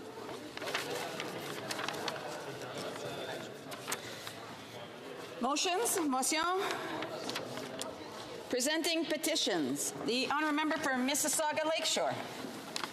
Madam Speaker, I rise to table a petition with over 60 signatures from members of the Clarkson community. The petition concerns the storage of rail tankers containing industrial materials, including petroleum products, in the middle of a densely populated neighborhood adjacent to a major commuter hub, the Clarkson GO station. According to residents, the tankers are shunted on a regular basis, causing serious safety concerns and noise issues for adjacent homes. The petition calls on the federal government to ensure that changes are made to move the rail yard from their residential neighborhood to a nearby rail yard in an industrial area. A special thank you, Madam Speaker, to Dora Bailey for her continuous efforts in advocating on behalf of her community. Thank you. Presenting petitions, the honourable member for Selkirk Interlake Eastman. Thank you, Madam Speaker. I'm proud to present electronic petition 1950. It was started by John Felstead in the riding of Kildonan St. Paul, and it had 1,251 names on it. And I can tell you that when Jerry Diaz, president of Unifor, came out with a statement that he was going to make sure the members of the Unifor union that were in the media and journalistic sector, that they would be making certain statements against the Conservative Party. He started this petition, Madam Speaker. He's calling on the Government of Canada to make sure that steps are taken to protect the journalistic integrity of our media and that the free press is respected. And I do want to remind members that they can't be giving their points of view on this or elaborating that much. They should only be summarizing what's already in the petition. Presenting petitions, the honourable member for Victoria. Speaker, I rise with an electronic petition as well. It's petition E443, initiated by a constituent of mine, Mr. Darren Francis from Victoria. I applaud my constituent for his efforts. His petition calls on the government to change the tax legislation, and it's garnered several hundred signatures. I encourage all residents of Victoria to put forward their ideas for building a country where no one's left behind, and I look forward to rising in the House again to honor my constituents' tireless advocacy and deep-rooted community spirit. Very good. Presenting petitions, the honourable member for Renfrew, Nipissing, Pembroke. Thank you, Madam Speaker. I'm pleased to present a petition signed by Canadians from the ridings of Bow River, Medicine Hat, Cardston, Warner, and Calgary, Metapore, Esquimalt, Saanich, Sook, Saanich Gulf Islands, and Nanaimo, Ladysmith, and the best riding in Canada, and I may be a bit biased, the riding of Renfrew, Nipissing, Pembroke, and they call on the House of Commons to respect the rights of law-abiding firearms owners and reject the Prime Minister's plan to waste more taxpayers' money studying a ban on guns that are already banned. Presenting petitions, the honourable member for Beaches, East York. I rise to present multiple petitions from thousands of Canadians calling on this House to adopt S214 and ban cosmetic testing on animals here in Canada. Animals think, they feel, they deserve our respect and compassion, and I thank thousands of Canadians across the country. More Canadians sponsored petitions like this than any petition in the last 50 years, Madam Speaker, and this is something this House needs to do before we rise in June. The honourable member presenting petitions, the honourable member for Essex. Thank you, Madam Speaker. And I rise to present over 1,300 signatures that have been collected on a petition by the staff at our body shop at Devonshire Mall. They've done some hard work. This petition highlights the fact that animal testing is unnecessary to prove the safety of cosmetics. It also speaks about following the EU, who has had a ban of animal testing for cosmetics in 2013, Madam Speaker, and their industry continues to grow. They highlight the fact that we've signed a trade deal. They reference CETA, and they say that we need to harmonize our regulations with the European Union. And they talk about other countries that have made this switch to alternative testing: India, Turkey, Israel, Guatemala, Norway, Iceland, Serbia, New Zealand, and Switzerland, Madam Speaker. So they call for the support of S214 to ban the sale and or manufacture of animal-tested cosmetics and their ingredients in Canada.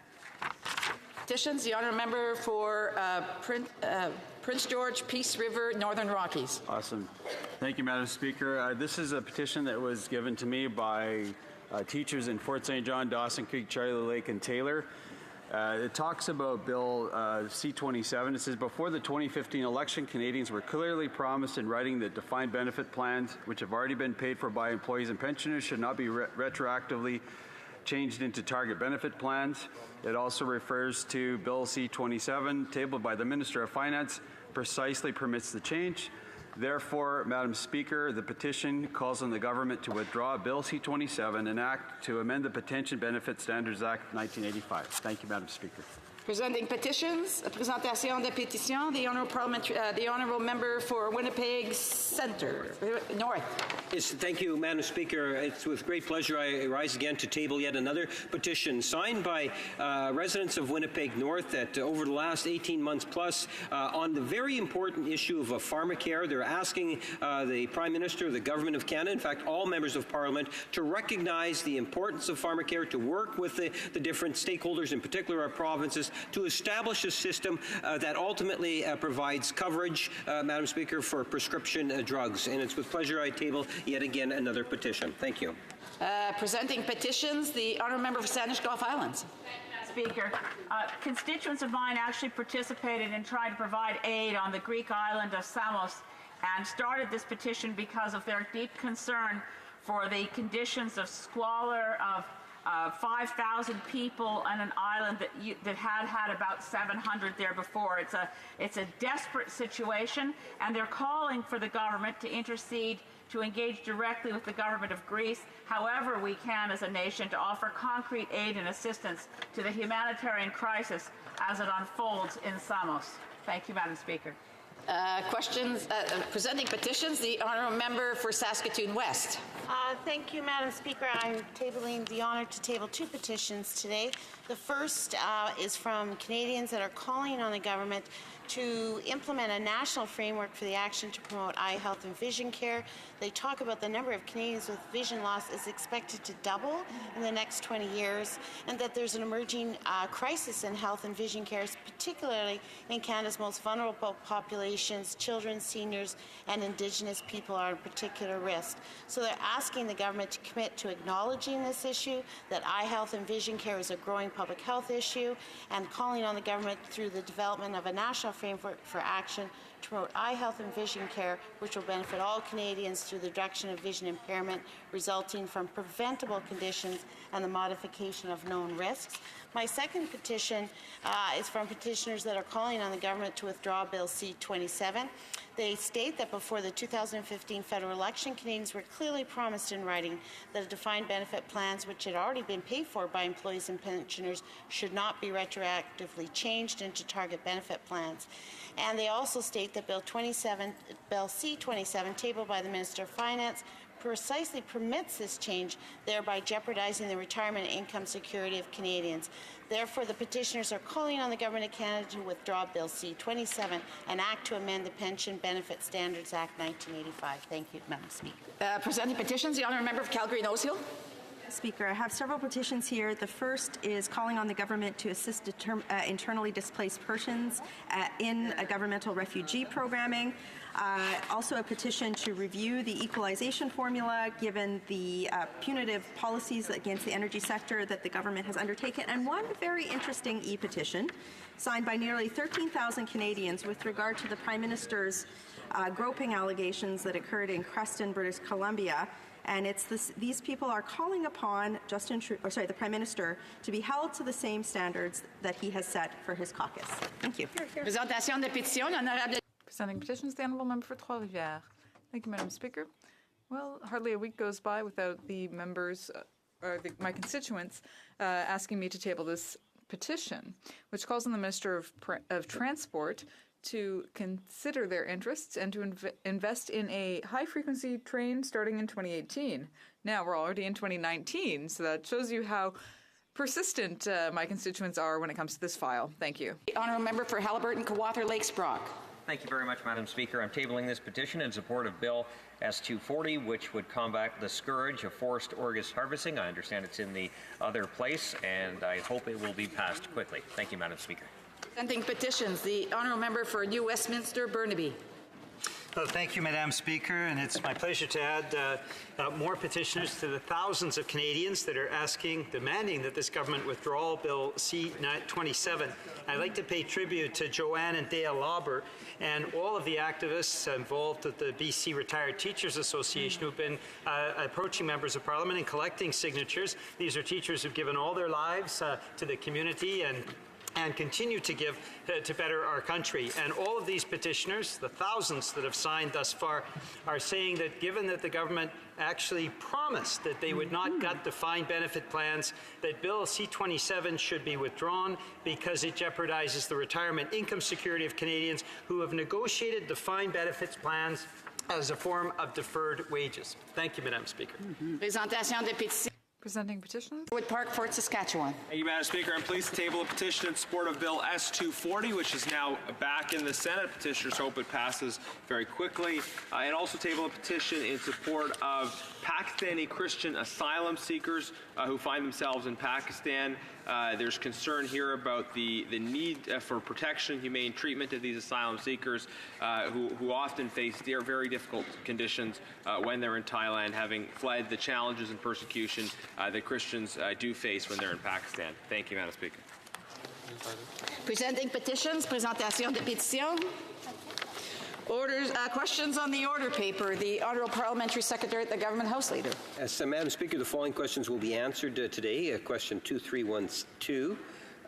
And furthermore, Madam Speaker, if the government's response to questions numbers question 2310, question 2311, and question 2313 to question 2322 could be made orders for return, these returns would be tabled immediately.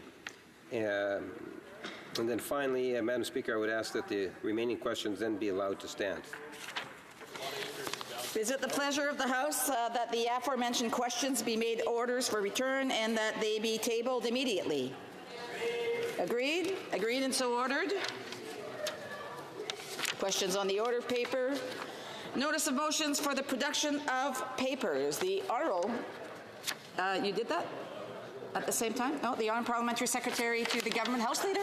Just to clarify, Madam Speaker, finally I should have said that I would ask that the remaining questions be allowed to stand under questions under the order paper, and then I'll get to the next point. So is it the pleasure of the House to, agreed? Agreed and so ordered. And now I will go back to the notice of the motions for the production of the papers. Well, thank you, Madam Speaker, for your assistance. I ask that all notices of motions for the production of papers also be allowed to stand at this time, please. Is it the pleasure of the House to be in agreement with the Honourable Parliamentary Secretary's comments? Agreed? Agreed, and so ordered. Orders of the day, ordre du jour. Ordre émanant du gouvernement, projet.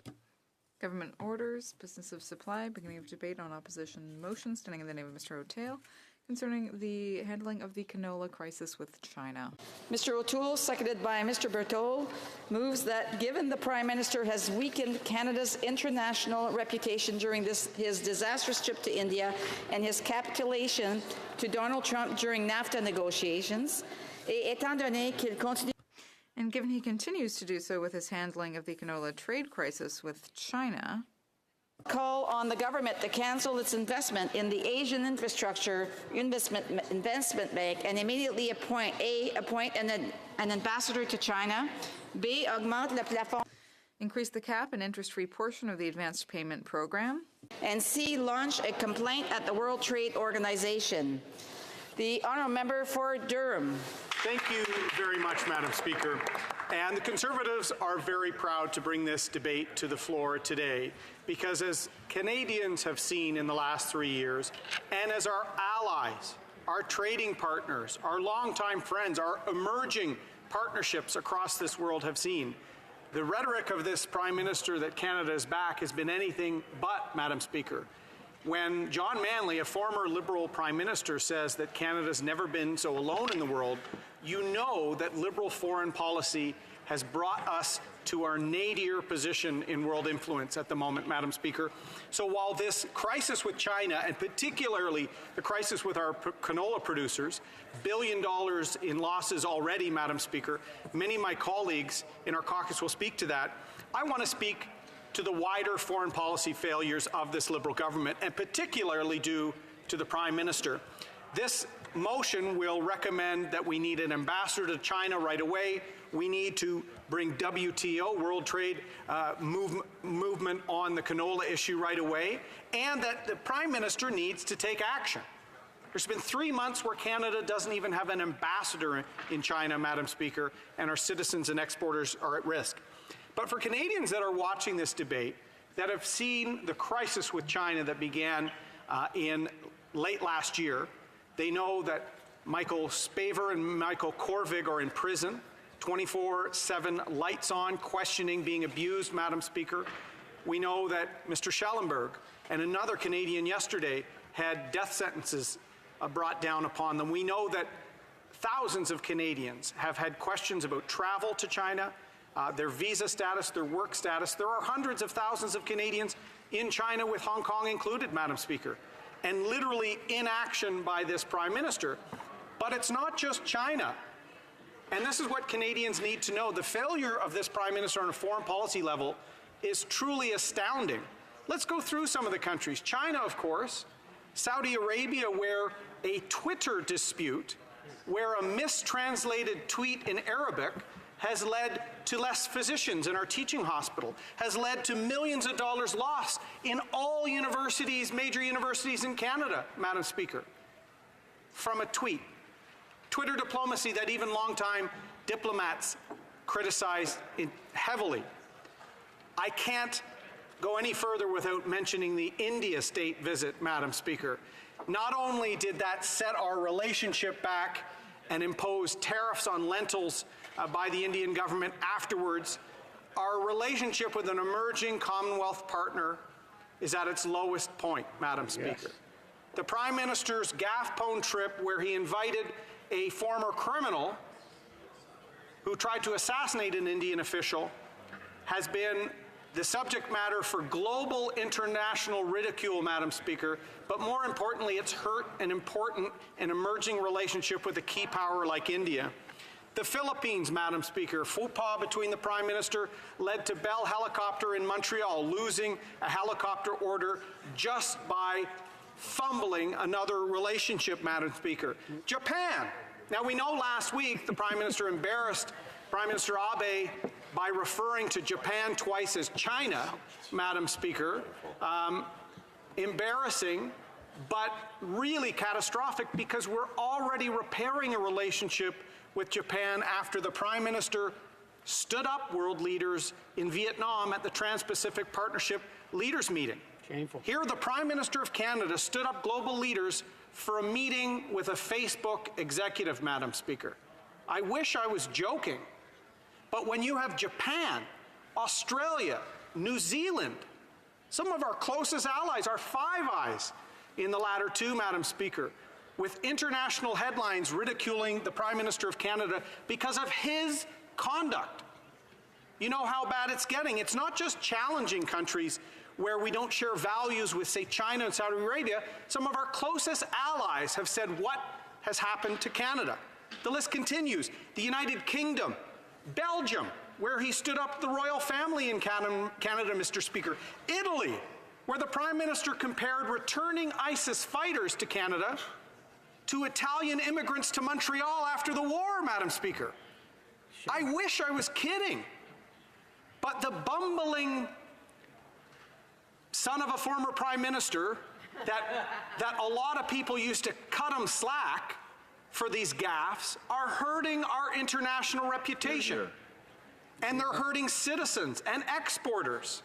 Yes. And taken together, it's probably the biggest failure of this government.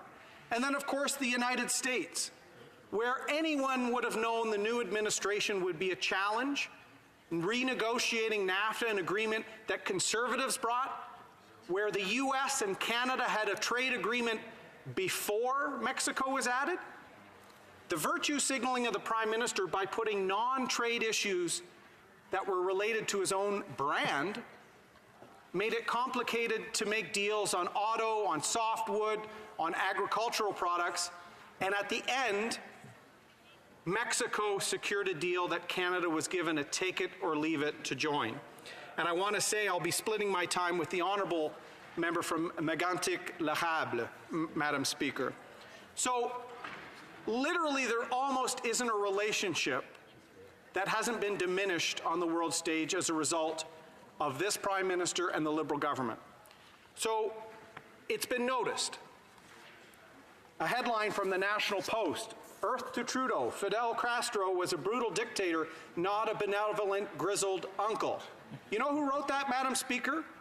Michael Dentant, who later was offered a job by the Liberal government, much like James Cudmore, after writing negative things about the Norman case. He now is planning to run in Bruce Grey Owen Sound, where he will be resoundingly defeated by Afghan war veteran Alex Ruff, who is our candidate there. Let's see what a former ambassador to China from Canada said about this Prime Minister's approach to China. The headline in the Globe and Mail, Trudeau's embrace of China exposes his naivete. Parliamentary Secretary for the Government House Leader has a point of order. Madam Speaker, I let it slide the first time, believing the member accidentally had mentioned the Prime Minister by name. This is the second article in which he has now made reference to the Prime Minister by name and would ask him to refrain from doing so. Thank you very much. The honourable member has heard the comments, and I trust that he will ensure that he refers to any member that sits in this House by their writing or their position. The honourable member for Durham. I agree, Madam Speaker, and I apologize in my rhetoric and in my passion. I let these headlines get the better of me, Madam Speaker.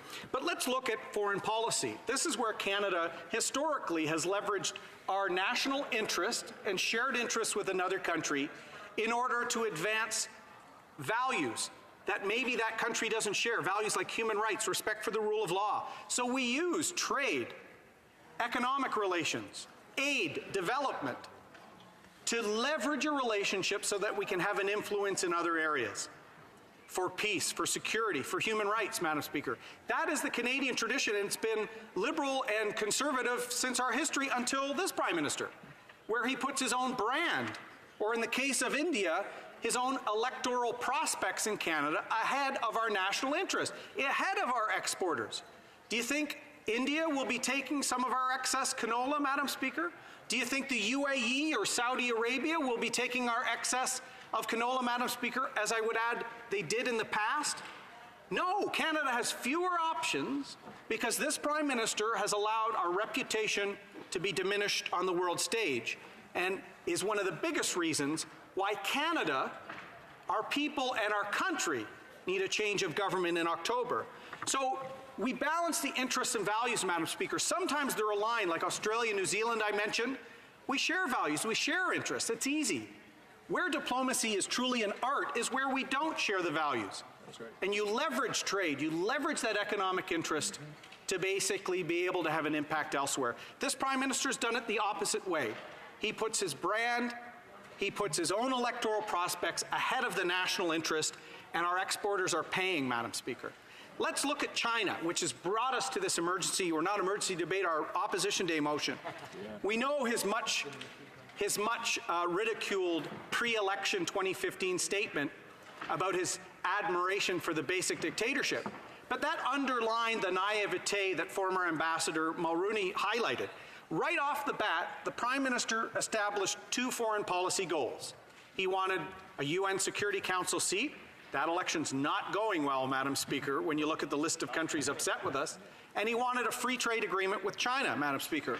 So to do this Prime Minister green-lighted a number of takeovers, including a security company called Norsat that had contracts with the Pentagon, Madam Speaker. There wasn't even a security review of that contract. So we need to get back to basics. We need an ambassador that is not the hand-picked liberal insider like Mr. McCallum. That's why we brought this debate today. Questions and comments? The Honourable Parliamentary Secretary to the Government House Leader. Madam Speaker, if I was to pick and choose, I would reflect on, Stephen Harper actually traveling to India and paying $1 million to have a limousine go with him, an extra $1 million, I guess because there was no cars or vehicles in India, which was not well received back in India. Or when Stephen Harper made his trip to China, and remember the commitment, well, I brought back a panda or something of that nature, Madam Speaker. At the end of the day, proof is in the pudding. What we have seen is an increase in the number of jobs from coast to coast to coast in excess of 900,000 jobs. One of the reasons for that, Madam Speaker, is because of the hard work that this government is vested in terms of international trade, Mr. Speaker, Madam Speaker. And we've seen more trade agreements signed off by this government than 10 years of Stephen Harper, Madam Speaker. Now, they can say what they will, but that is a fact and that is the reality. Madam Speaker, my question to the member opposite is related to why not recognize that this government has done more for external trade opportunities than any other government in the last 4 decades, because that's the reality, Madam Speaker. The Honourable Member for Durham. Madam Speaker, 98% of Canada's export access has been negotiated by Conservative governments. That's a fact, Madam Speaker. And what's interesting, and this member would know this because he's been here a while, when a former Liberal Deputy Prime Minister, when a former Liberal Foreign Affairs Minister like John Manley says that Canada's never been so alone in the world, even their own insiders are saying the Prime Minister has taken our reputation down several notches. I would refer him to the last speech John McCallum gave in this place. He said this: when Canada and China have disagreed on something, and this sometimes happens, all 3 prime ministers I've served have drawn on this friendship to speak respectfully but frankly to their Chinese counterparts. I know this long tradition will continue, end quote. This prime minister has not picked up the phone, has not sent a minister, has not sent an envoy for over 4 months. Canadians are in prison. There's billions in losses. It's his failed leadership. Questions and comments? The Honourable Member for Essex. Thank you, Madam Speaker. And as Vice Chair of the International Trade Committee, the canola issue is something that we've been seized at the committee about. We had an emergency debate at the committee the opposition parties called for, and we heard from farmers about the very desperate situation that they're in. And although we see, the government coming forward with some funding today, it won't resolve this issue. This issue, at the heart of this issue, is the diplomacy. It's the differences between our country. It's what's happened with the detention in our country of a Chinese citizen. This is a very deep issue and very serious. And I hope that the Liberals will be taking it seriously, because what they've done today is not enough. They shouldn't be patting themselves on the back. One of the things that has been called for, and certainly from the canola farmers, is to launch a WTO challenge. Canada is having constant challenges lobbed at us. We're being dragged to the WTO over multiple trade issues on a constant basis. Here we see a clear-cut case for a challenge. Does the member agree with me that we need that WTO challenge to be initiated now, because we don't know how long this dispute will go on for? The Honourable Member for Durham.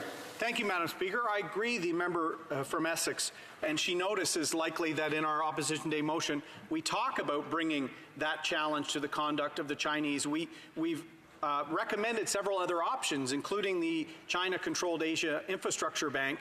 We've recommended envoys. We've actually pushed the government to take this seriously because we saw the impact it was going to have on our citizens, on our trade, and it's a sign. Inaction is viewed as weakness by this Prime Minister, Madam Speaker.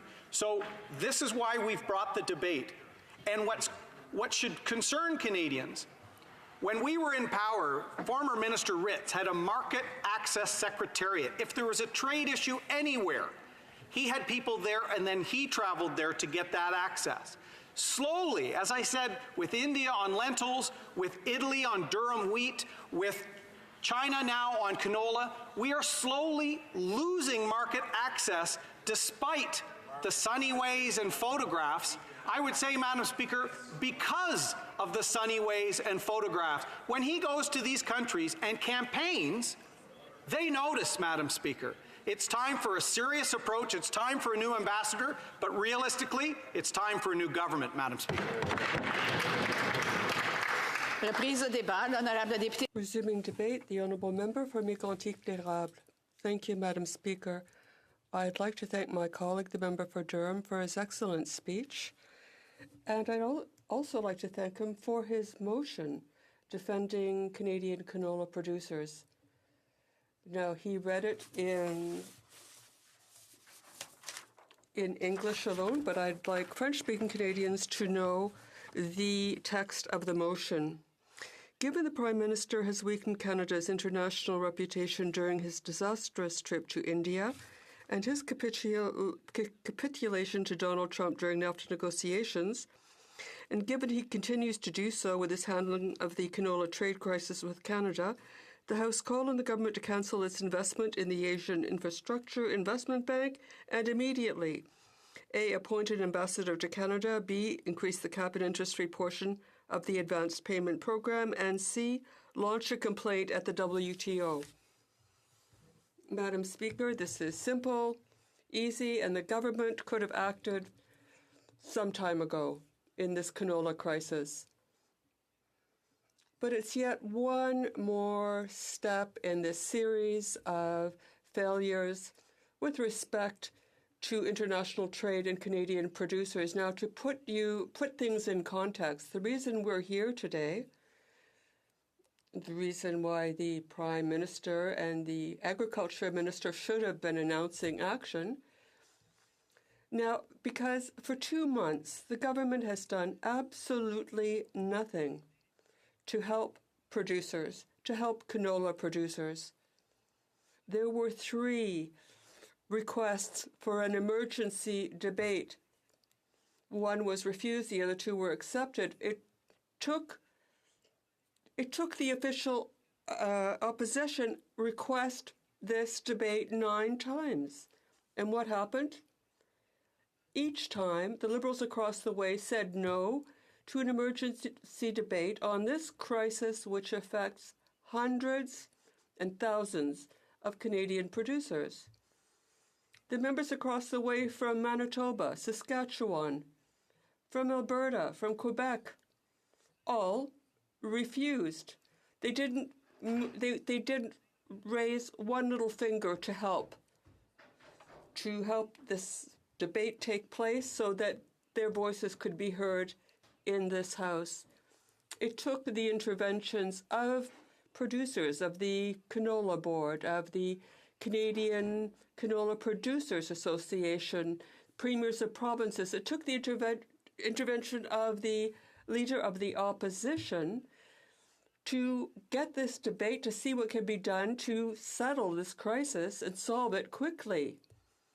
It seems that all they were able to do on the other side is to wait for something to happen. So it's hardly surprising that the leader of a party who thinks the deficits solve themselves, that someone would act like this. But a crisis with China is not something that clears up on its own. The opposition leader was clear. We need to table a plan with 3 things. 1, we need an ambassador in China, like quickly. I will tell Canadians today that for 3 months we haven't had an ambassador in China. So who is in communication with the Chinese? Who has the moral stature, the political stature to communicate with the Chinese and discuss things with them?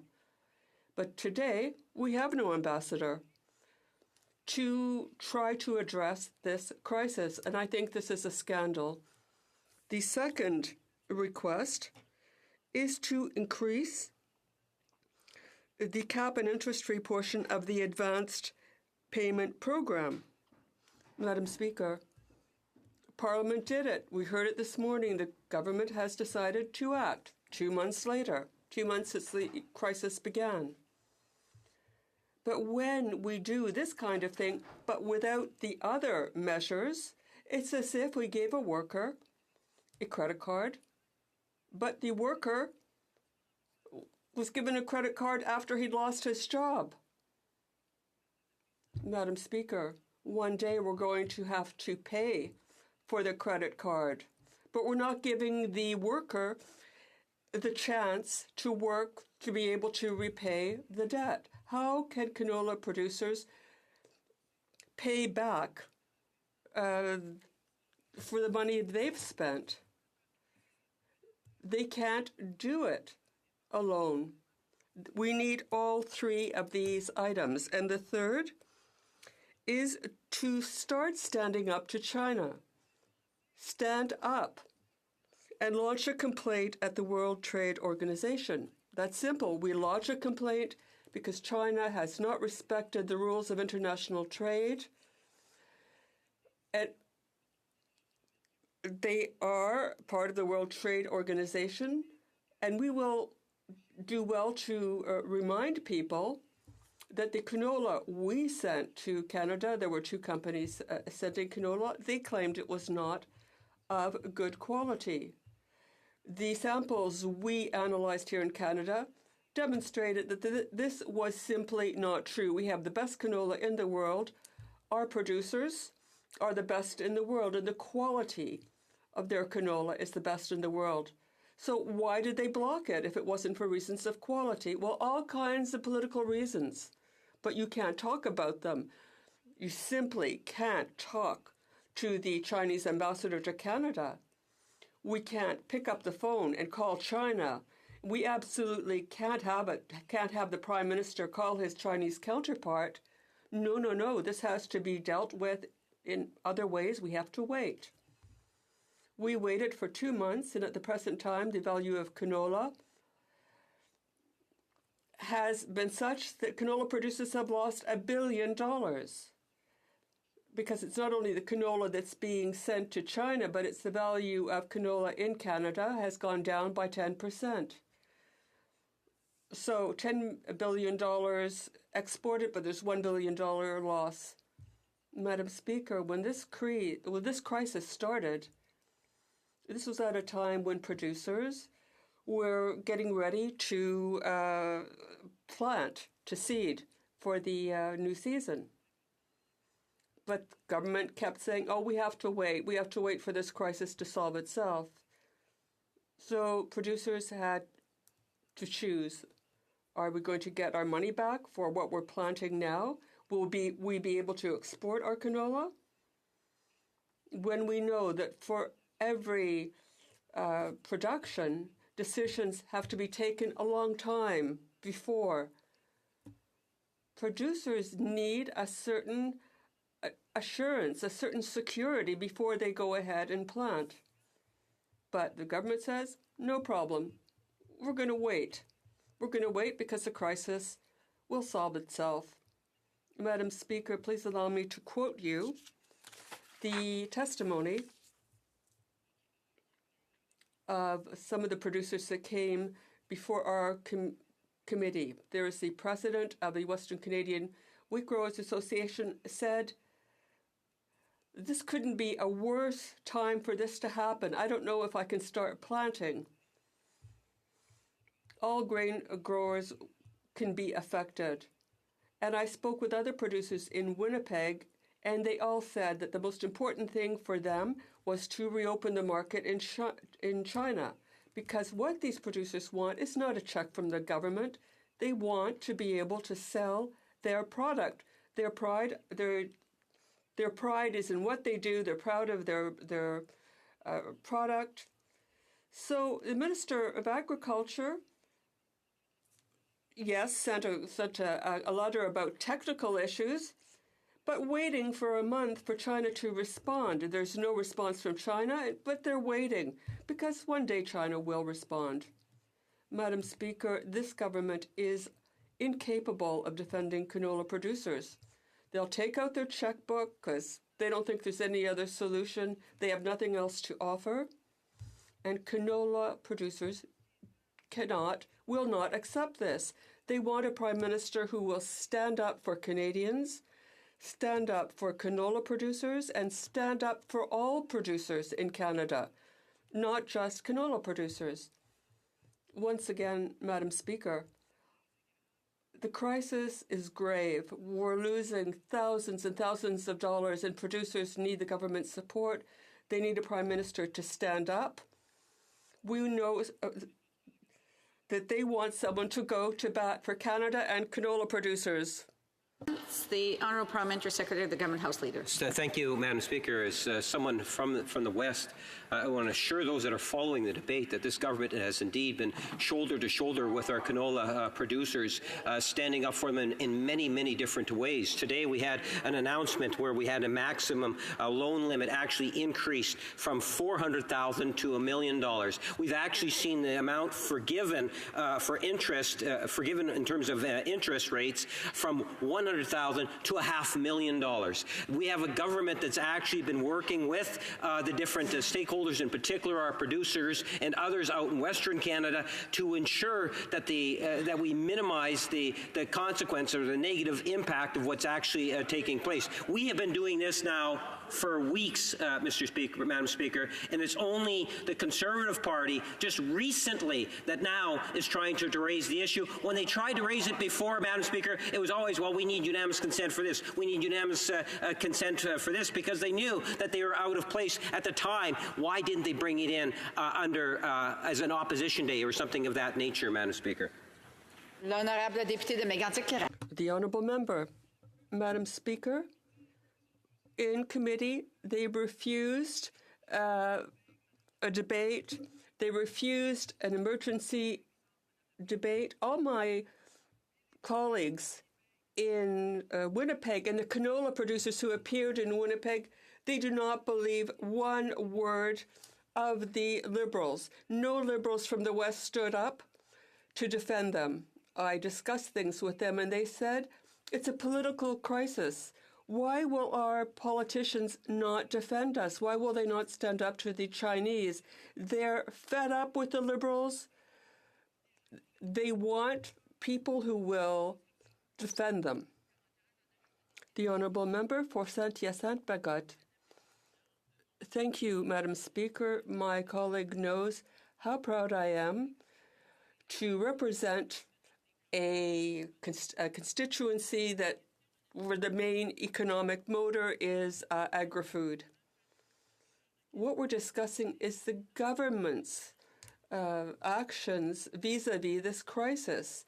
It seems that the government has no consideration for the agri-food sector, because I represent agricultural producers, and they have been discussing how the government simply doesn't protect them, has no consideration or respect for them in international negotiations, be it CETA, be it the TPP.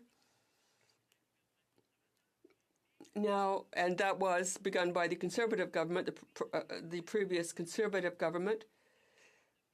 But they don't worry about all the cheese from Europe that will be coming here.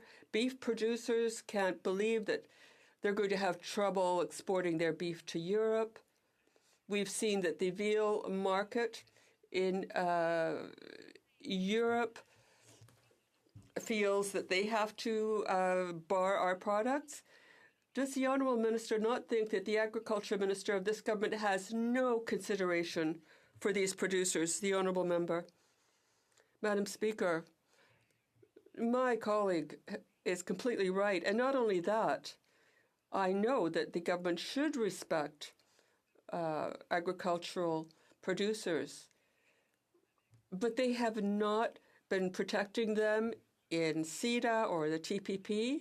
The Agriculture Minister was not present. The Minister of Agriculture refuses to talk about this crisis with agricultural producers. It is something that he has to deal with.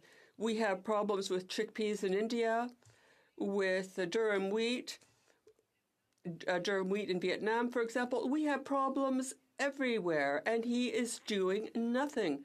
It seems that he's not at all interested in dealing with these problems. He thinks the problems will solve themselves. Resuming debate. The Honourable Parliamentary Secretary to the Agriculture Minister. Thank you, Madam Speaker. I'd like to point out before I begin that for 40 years I planted the lands of my ancestors.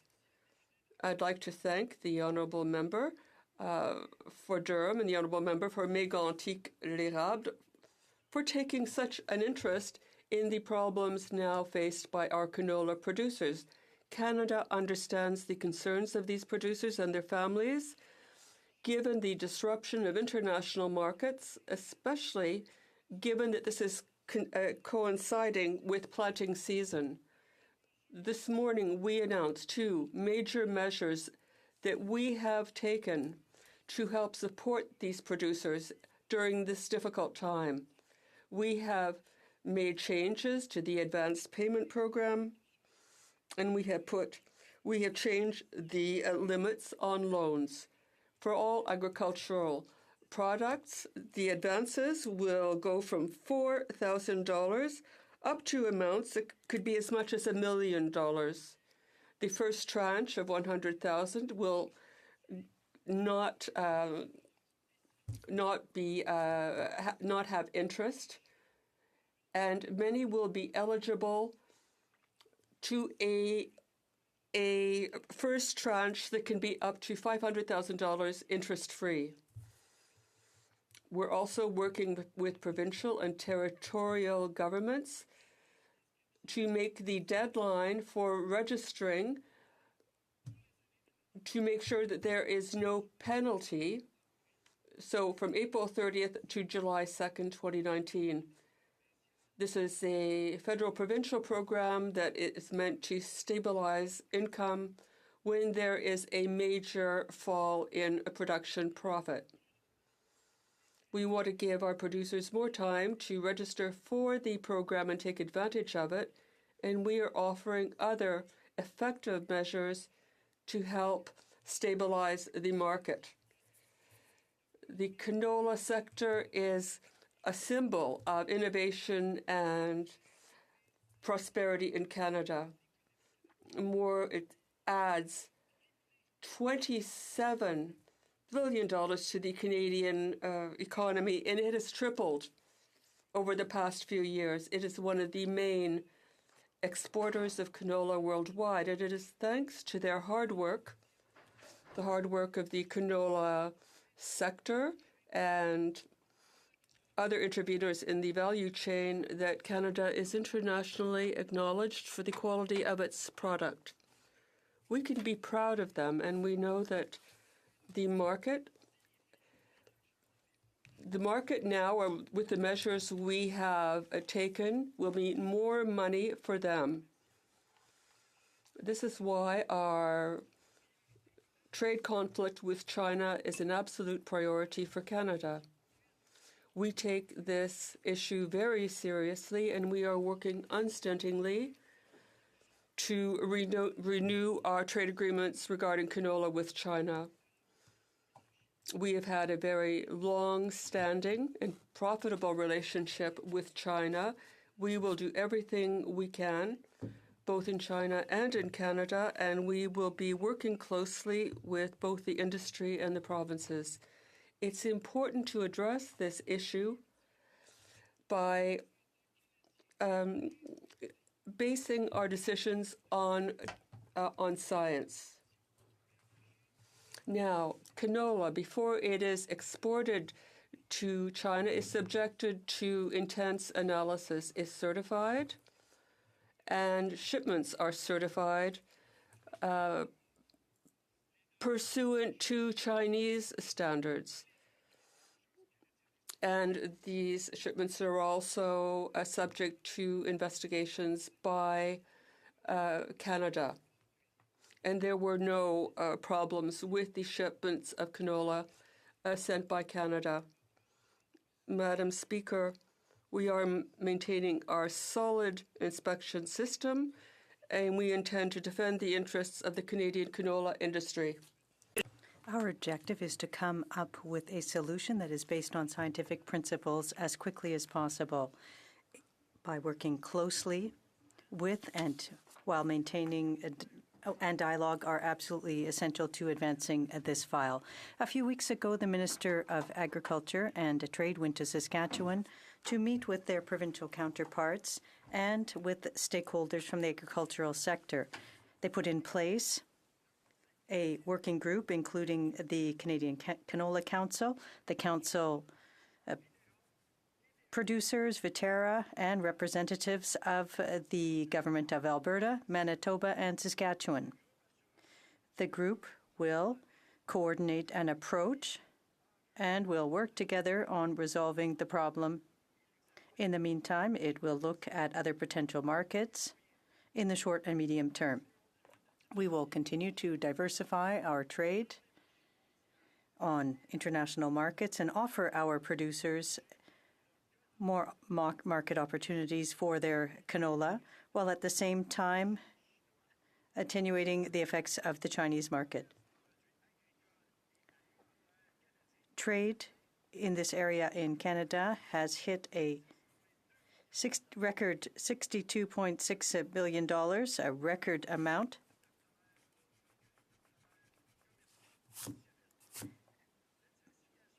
Diversification of our trading relations is of critical importance, and Canada has a strategy.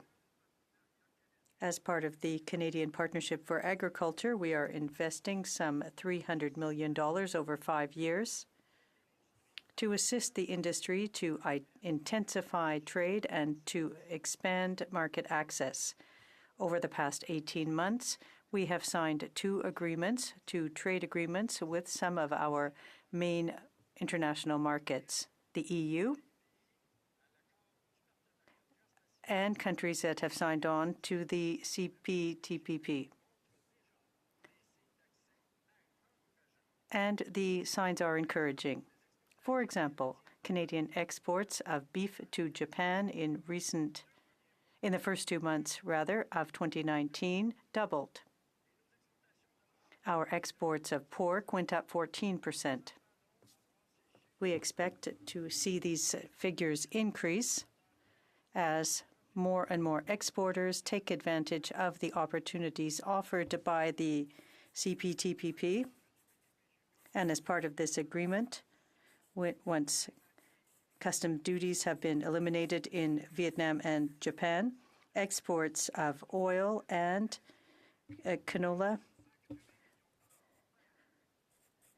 will hit to $74 million per year, and we are happy with the potential being offered under this agreement.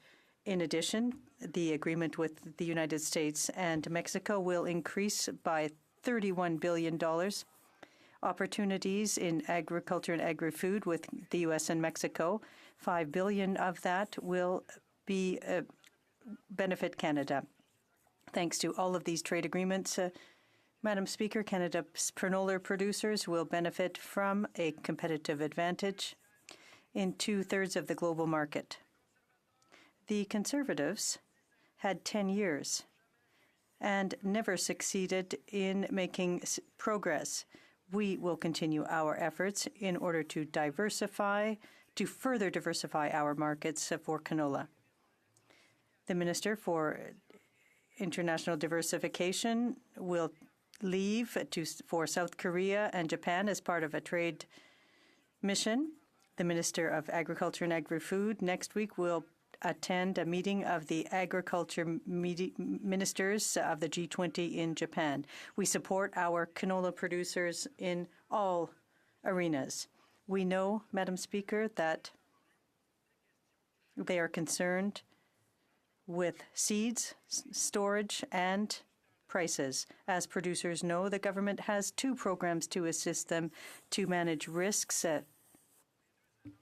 The 2 announcements that we made today are an example of our approach.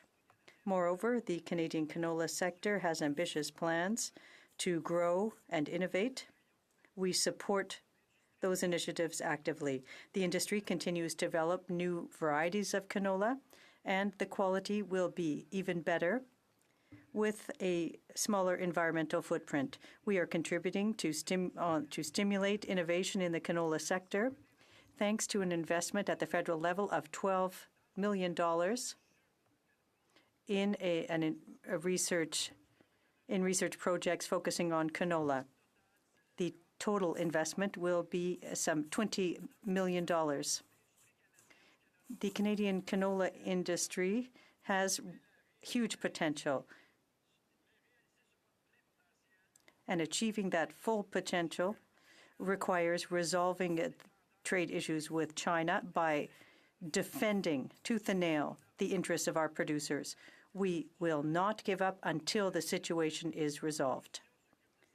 The opposition has been focusing on this issue for a mere 7 weeks, whereas our government has been working to take concrete, tangible action, has been working with the working group and other groups on diversifying the market, and continues to make this issue a priority. From the outset, we began working in partnership with the industry and our provincial counterparts to find tangible solutions which are practical and will assist farmers now.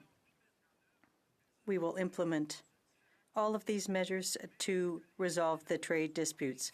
As the members opposite suddenly decided to interest themselves in this issue, we hope that we can count on their support in the search of a solution. We stand shoulder to shoulder with canola producers and farmers and their families across the country. We know that Canada has the best canola in the world, and we are determined to resolve this issue. Producers are currently experiencing difficult times, and it's by having frank discussions, open discussions, and by defending the interests of Canadians that we will make it through this crisis. The lives of some are at stake, and Canada needs a single approach on this issue and must not use these issues simply to try to make political gains. We owe that to our producers and their families. And in closing, Madam Speaker, I'd like to quote the Premier of Saskatchewan. His remarks this morning, Scott Moe, said, and I quote, "We appreciate the efforts undertaken by the federal government, which show that it supports Western Canadian farmers and farmers across the country. We appreciate the fact that they went ahead with a support program for our producers as they prepare to seed their fields this spring." Thank you, Madam Speaker. Member for Foothills. Thank you very much, Madam Speaker, and thank you for my colleague for his presentation. But he knows full well that when Prime Minister Stephen Harper came into government, we had free trade agreements with 4 different countries. When he left, it was more than 50. So we know which government was standing up for free trade agreements around the world, and certainly for Canadian producers. But I want to question my colleague on his stance on the expansion of the advanced payment program, that this program only works if the other issues are addressed, including finding that or reopening that Chinese market. China, for our canola seed, is more than 40% of the 90% that we export. There is not another market in the world that can carry that displaced market that we are losing from China. Not Japan, not South Korea, not India. So by taking this advanced payment program, it is further putting our farmers and our producers in debt. They're going to have to repay that debt within the next year. I would like to ask my colleague, if he's not able to get access to that Chinese market, how does he expect our farmers and producers to repay that debt? The Honourable Parliamentary Secretary. As I said earlier, we put forth the program to help producers who are currently preparing to seed their fields. And that's why we're going to continue to work to open up markets quickly. Allow me to say that the Government of Canada's priority is to find an integral agreement for seed for canola in China. We are determined to resolve this issue through technical dialogue. The approach is being conducted by teleconference, but we are prepared to send our technical experts to China as soon as it will be appropriate to do so. So we will continue to help our producers with our programs. Our programs are working, we're working in conjunction with the provinces so that producers can make it through the time it takes to resolve the issue. Questions and comments? The Honourable Member for Salaberry-sur-Roi.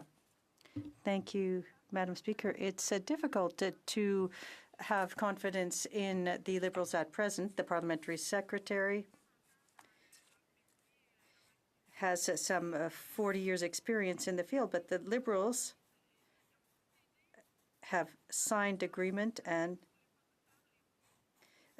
given away benefits for dairy producers. Dairy producers are impatiently waiting for compensation.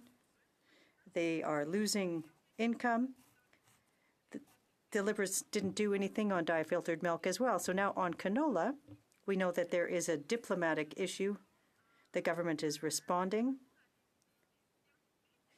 by using scientists, but we know that for 3 months now, there hasn't been an ambassador, a Canadian ambassador to China. The Liberals are dragging their feet in the agricultural field. I don't understand how it's taking so long for them to come up with a diplomatic solution and not a scientific solution to this serious issue. The Honourable Parliamentary Secretary. Madam Speaker, I wonder if that question deals with canola or on issues, but we're talking, because she's talking about dairy producers today, but what I can tell you is that we understand the concerns of Canadian producers and their families. In the canola sector, the priority is to recover full access to China for canola seed while ensuring the situation for our producers. We are examining all solutions based on scientific principles. Canada believes that open trade relationships that are transparent and based on rules are the only way to succeed internationally in a way that benefits all. Our robust and solid inspection system is excellent, and we will not give up until the situation and this has been resolved. Comments? The Honourable Member for Prince Albert. Thank you, Madam Speaker. I thank the member for his speech. At least there's a Liberal here that actually will talk about canola, because it seems like they've been blocking it for the last 6 weeks. Madam Speaker, he talks about all these things that they've been doing or going to do. The reality is, if they don't reopen this market, it's really useless. He talks about the trade delegation that's going to Japan and South Korea. I'm actually going to check and see how much crush capacity is in Japan and South Korea, because you don't serve canola in a salt shaker. You actually need to process it. So when you ship it to Japan, they actually have to have crush capacity to turn it into oil and meal. So they think that they can appease the Canadian population saying, hey, we're doing something, when in reality they're doing nothing. Reality in this situation is you have to reopen the market to China. What is the game plan to do that? Do you have a game plan? When is the minister going there? When is the Prime Minister going to pick up the phone and call the leader of China, or even call the ambassador of China here in Canada? Why haven't they done that? This is crazy. Thank you, Madam Speaker.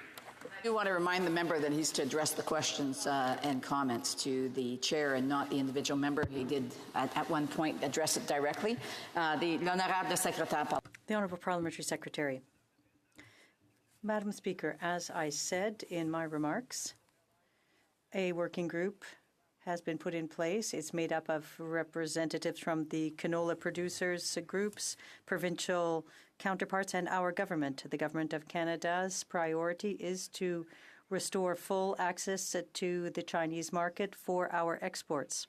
For the time being, this approach is being led and conducted by teleconferencing, but we are prepared. Prince Albert, that he had the opportunity to ask a question and comment. If he wishes to add, he may want to try and see if he can be recognized again when it's time. The Honourable Parliamentary Secretary.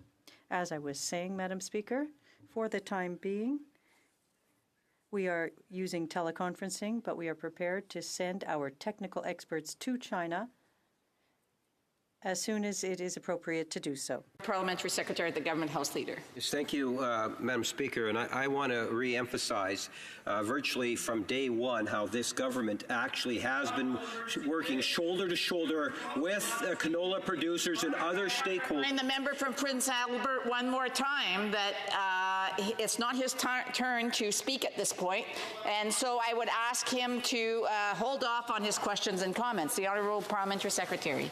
Thank you, Madam Speaker. And as I was saying, virtually from day one, this government, this Prime Minister, Minister of Agriculture, have been working shoulder to shoulder with the Canadian canola producers and the different stakeholders, including our different provincial entities and other vested interested groups, to try to deliver in something that is very tangible. And that is something that actually happened today and has actually been received exceptionally well in all of the different corners, Madam Speaker. And to go further than that, we are doing more by even bringing forward the trade delegation that the Parliamentary Secretary is talking about and looking at other alternatives, ways in which we can continue to expand that market. And we have seen great success stories in our cattle industry, our pork industry, and so forth in terms of their expansion. And my question to my colleague is related to just to the degree in which this government has made it a priority virtually from day one, which is more than can be said by the official opposition. Would he not agree? The Honourable Secretary. The Honourable Parliamentary Secretary. Indeed, Madam Speaker, from the outset we started working on the issue, and bear in mind as well that we also maintained agreements that work well for seafood, for example, that are on a daily basis sent to Shanghai, maple syrup that's sent out on a daily basis to China. So while attempting to reopen the market, we continue to protect markets that we currently have. Excuse. We have time for a very brief question. The honourable member for Bow River. Thank you, Madam Chair. It's interesting that they say we haven't involved. I remember many, many times Conservatives standing up requesting emergency debate a long time ago on this and it being shut down procedurally. We've been involved in trying to do this. But in a sense of what needs to be done, there is canola in bins. We have no more storage space on our farms. What they're basically saying is you need to pay for more bins to store something that needs to be moved now. It needed to be moved a month ago. Farmers have made decisions recently. How can you say this is a help now? A brief answer from the Parliamentary Secretary. Madam Speaker, our government continues to focus on trade and has set an ambitious objective to increase the value of exports of agri-food products to 75 billion by 2025. We exported more than 11 billion in canola products to some 50 markets. We know that access to new markets for Canadian canola of high quality means more profits for our farmers and creates good jobs for Canadian farming families and for the middle class. Before I recognize the next speaker, I will actually just take a couple of seconds, and I think you'll understand why. I do have to wish my husband a happy 37th wedding anniversary. It's the least I can do since I couldn't be there with him today. And I know that the honourable member fully understands what this is all about. So, à l'ordre, conformément à la... It is my duty, pursuant to Standing Order 38, to inform the House that the questions to be raised tonight at the time of adjournment are as follows. For Windsor West Automotive Industry, the honourable member for Regina Louvain Natural Resources, et l'honourable... The honourable member for Beauport, Côte-de-Beaupré, Île-d'Orléans, Charlevoix, on social development. Resuming debate, the honourable member for Essex. Madam Speaker, I'll take a quick moment out of my time to congratulate you and your husband on 37 years of marriage, and for all of the partners of members of Parliament who serve along with us. It certainly is a big role that they played in my own husband, Jermaine. I also say thank you for that. So, Madam Speaker, I will be splitting my time with the member for Rimouski, Nejet Tamasquara-Le-Basque today to speak about the opposition motion. Before I do that, though, I want to set the record straight a little bit. We've heard from the Liberals today about, the opposition party parties not bringing this forward at any other time. And I'd like to say that the NDP attempted to bring this as a very important issue before the Ag Committee, could not achieve that. As Vice Chair of the International Trade Committee, I was a participant in calling for emergency debate there, or emergency meeting, pardon me. We were able to achieve that. We only had 2 meetings, Madam Speaker, on the Liberal Majority Committee. We were only able to secure 2 meetings on canola, and as you can see, there is no report before the House. So when the Liberals are speaking about the importance of this issue, that certainly was not reflected at committee by the Liberal members that sit there, Madam Speaker, so I'd like to set the record straight. When we talk about canola, I'd like to start with some facts about the canola industry, because it's important that we understand what's at risk here. And there is a great deal at risk. The canola sector contributes $26.7 billion toward our overall GDP, mostly through exports. $11.4 billion was the total value of canola exports in 2017. Canada shipped $1.7 billion worth of soybeans to China in 2018, shipped $2.7 billion worth of canola, and $514 million worth of pork.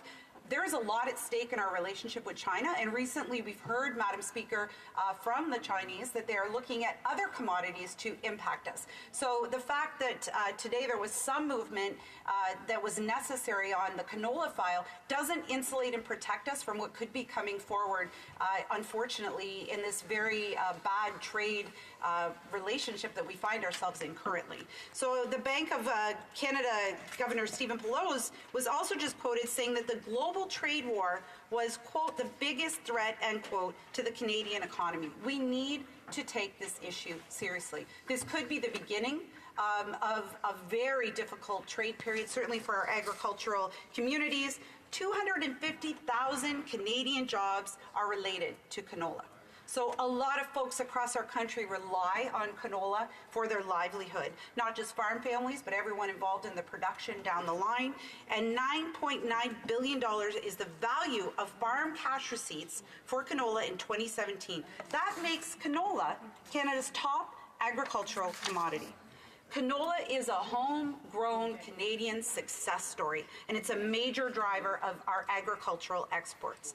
Madam Speaker, we heard at the committee from farmers who are very concerned as they have the seed on their farms.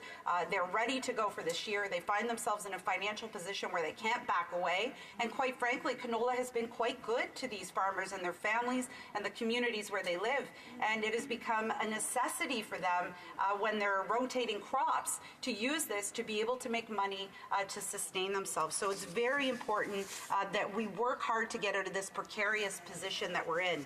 Canola producers shouldn't be paying the price for the Liberals' icy relationship with China. And our farmers need a government that will stand up to them.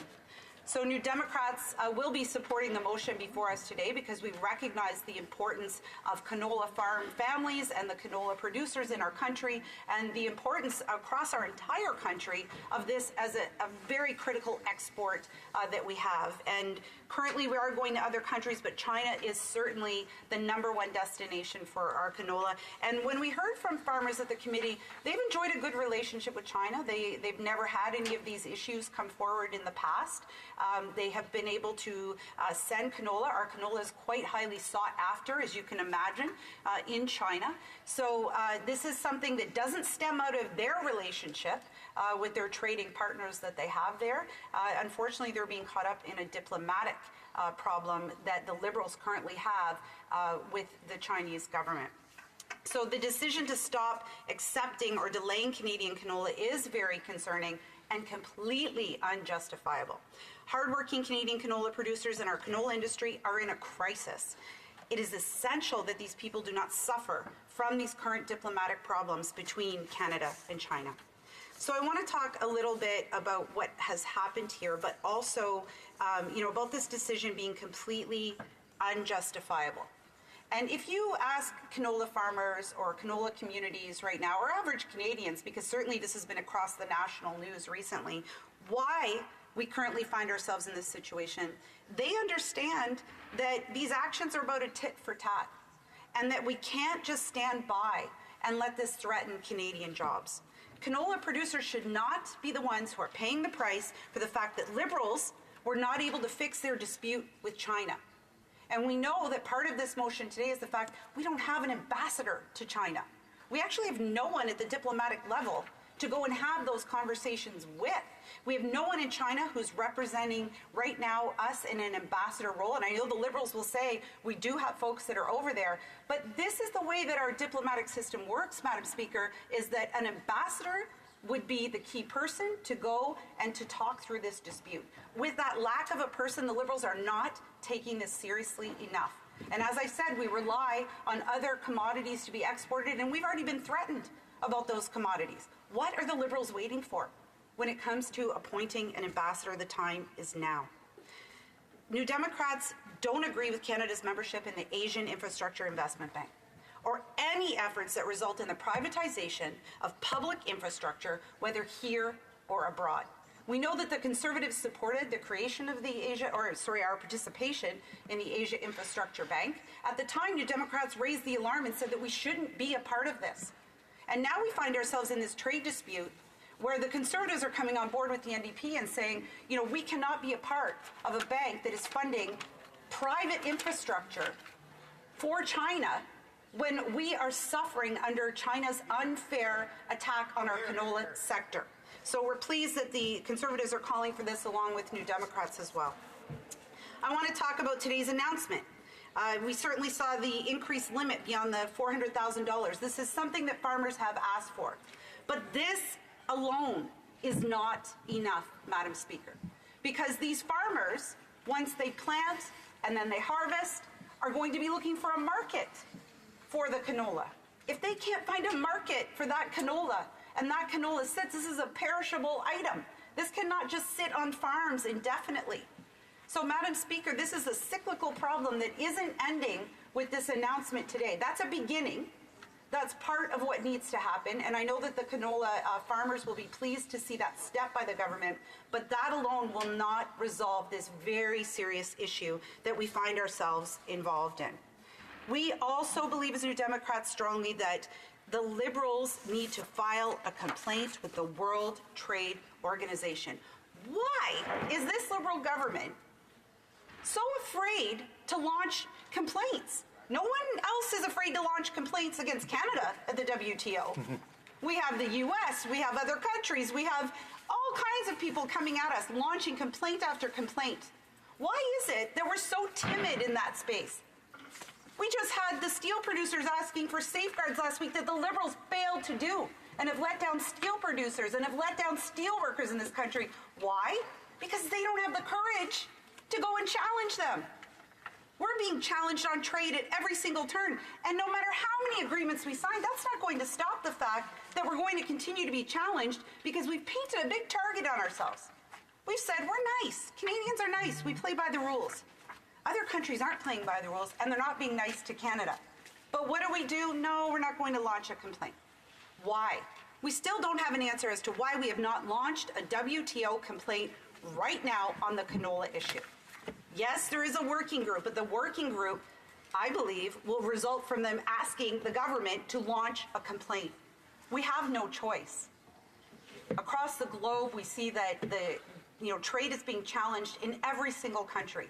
It is time for Canada to stand on our own 2 feet, show the courage that's necessary to protect the industries at home, the farmers in this case, that need our help.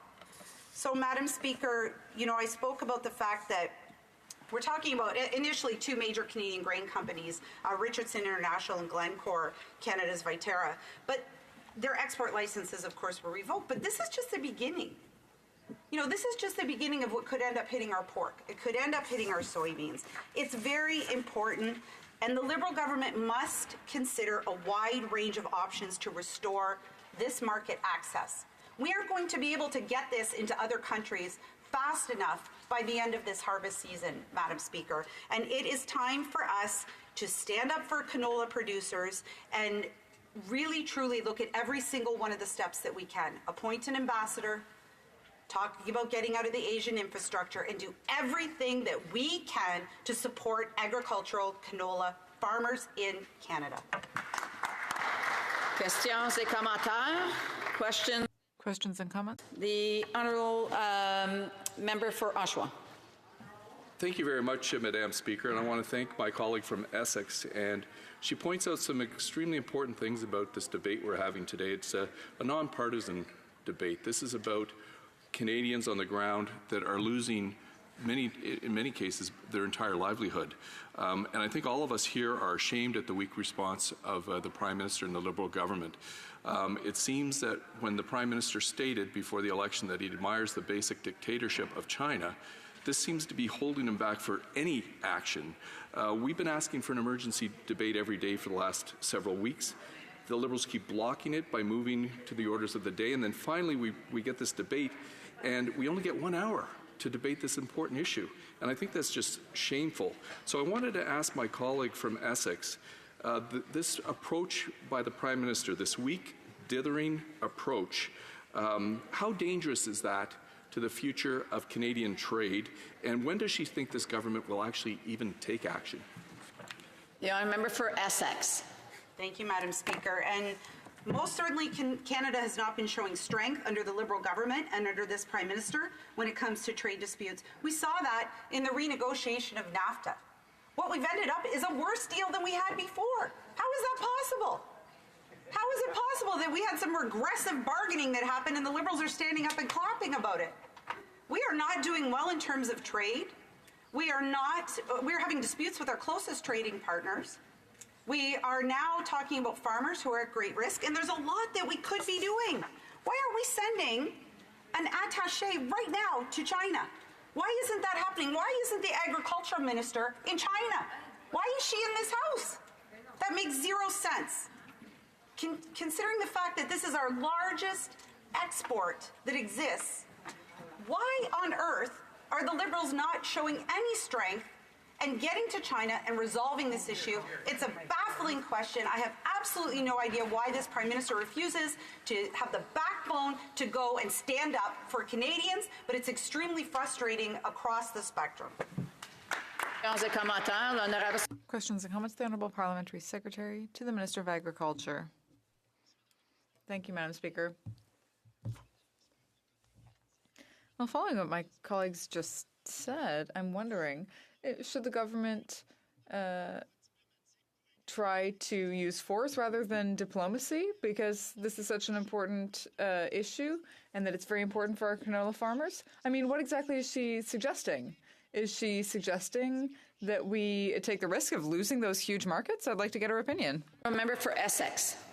Well, I'm baffled by that question, to be quite honest, Madam Speaker. I'm not sure what he's suggesting. Is the member suggesting force, that we go in militarily? I don't know what that question even meant, to be quite honest. I think we've been pretty clear about what we're suggesting. Go to China, get an ambassador to China, appoint someone. Let's talk about this Asian Infrastructure Bank. Let's pull out of that. There are many things that we could be doing. Certainly, I don't know his definition of force. So, I'll take him at his word that he means to be strong, because that is what New Democrats are asking this government to do, is to stand up, to be strong, and to take these other initiatives. Let's send someone to China, a trade attaché. Let's resolve this face to face. Let's get an ambassador as soon as possible over there, because this is only the beginning. China is already threatening us on other commodities. We need to be prepared. We haven't even talked about the fact that literal lives are hanging in the balance. Canadians' lives who are detained and imprisoned right now are hanging in the balance because we have no diplomatic tie there. We have no one going to China when we have Canadians being detained. Being detained, Madam Speaker. We have Canadians that are being sentenced to death right now in China. And this government is sitting here in Ottawa and not sending our Foreign Affairs Minister, and not sending our Agricultural Minister, and not sending our Prime Minister to do what needs to be done, and that's to stand up for Canadians. Resuming debate. The Honourable Member for Rimouski-Nejet-Témiscouata-Les-Basques. Thank you very much, Madam Speaker, and thank you to my colleague, the member for Essex, for an excellent speech. She spoke a lot about canola, and I'm going to talk a bit more about diplomacy. Now, this situation has been ongoing for over 3 months. The ambassador in China either was laid off or was asked to leave. We're not quite sure because he made some awkward comments about a very sensitive issue concerning the leader of Huawei in Canada. Now, his departure did make sense because he crossed a line that he wasn't supposed to cross. However, the government's mistake from the very beginning, and this is what we've always said, is that they never had a plan B. Despite all his faults, Mr. McCallum, the ambassador, had a very good, close relationship with China. He understood their way of thinking. He understood the diplomatic philosophy that was needed to deal with the Chinese government. And that's really important. Now, we always want ambassadors to understand the way both the Canadian government works and the way the other government works, and that's what we want in our embassies. Now, Mr. McCallum had that close relationship, and we've lost that. So it's doubly important to ensure that he is quickly replaced, or it was the case. Now, 3 days after he left, a former Canadian ambassador in China, Mr. Saint-Jacques, said that if Mr. McCallum were not replaced immediately, we should at the very least have a special envoy. Why? To demonstrate that we take our relationship with China seriously. Now, having secondary people who are representing the Canadian Embassy in China is, I mean, I won't say a slap in the face, but it certainly doesn't send a message of respect toward China. And that's a problem, because when it comes to canola, that's one manifestation of the problem. Now, we know that there are 2 Canadians who are currently detained, Michael Kovrick and Michael Spaver. These are 2 Canadians who were, and there were 2 other Canadians who were sentenced to death in the last couple of months. Now, these are obviously reprisals against Canada's inability to maintain strong and close relationships with China. Now, I'll come back to canola briefly. This situation is problematic, as my colleague said, because it is the #1 product at the top of the list here. Now, we know that export permits for canola to China were revoked, and that's certainly not because of the quality of our product. It's clearly a reprisal. And other Canadian products are also at stake here, like pork, peas, and soybeans. So what will happen if China decides to move forward and to restrict access to the market for these products? When do we decide to stand up and say, we can't accept this anymore? We need to be able to fight for this, and we need to be able to file a complaint with the WTO. We need to be able to use these mechanisms. As my colleague said, other countries don't hesitate to do that against us. And when we have a clear case, when it's clearly unfair, we need to be able to use those mechanisms. So what are we going to do now that canola is being attacked? What are we going to do if it's soy or beef or pork? Are we going to wake up and do something? If you see the government's reaction, it's totally inept. And I'm seriously starting to doubt that they'll be able to deal with it. And this is a problem, Madam Speaker, because things are not just going to improve. I think it's clear that China is establishing where it stands in this dispute, and China can see that we're not reacting. China can see that we don't have any intention to appoint a new ambassador, that we have no intention of sending a special envoy to restart the dialogue. The Prime Minister hasn't even bothered to pick up the phone to call his counterpart in China. There's no dialogue. There's no line of dialogue that's open with China right now. And so I think it's likely that eventually Canada will have to show strength or force, not force in the way that the parliamentary secretary seemed to suggest, not military force, but we will have to at least to stand up and have some sort of countermeasure. Now, the Asian Infrastructure Bank also comes into play here. We've invested over $250 million for 5 years. Now, why invest in an Asian infrastructure bank rather than our bank here? Why?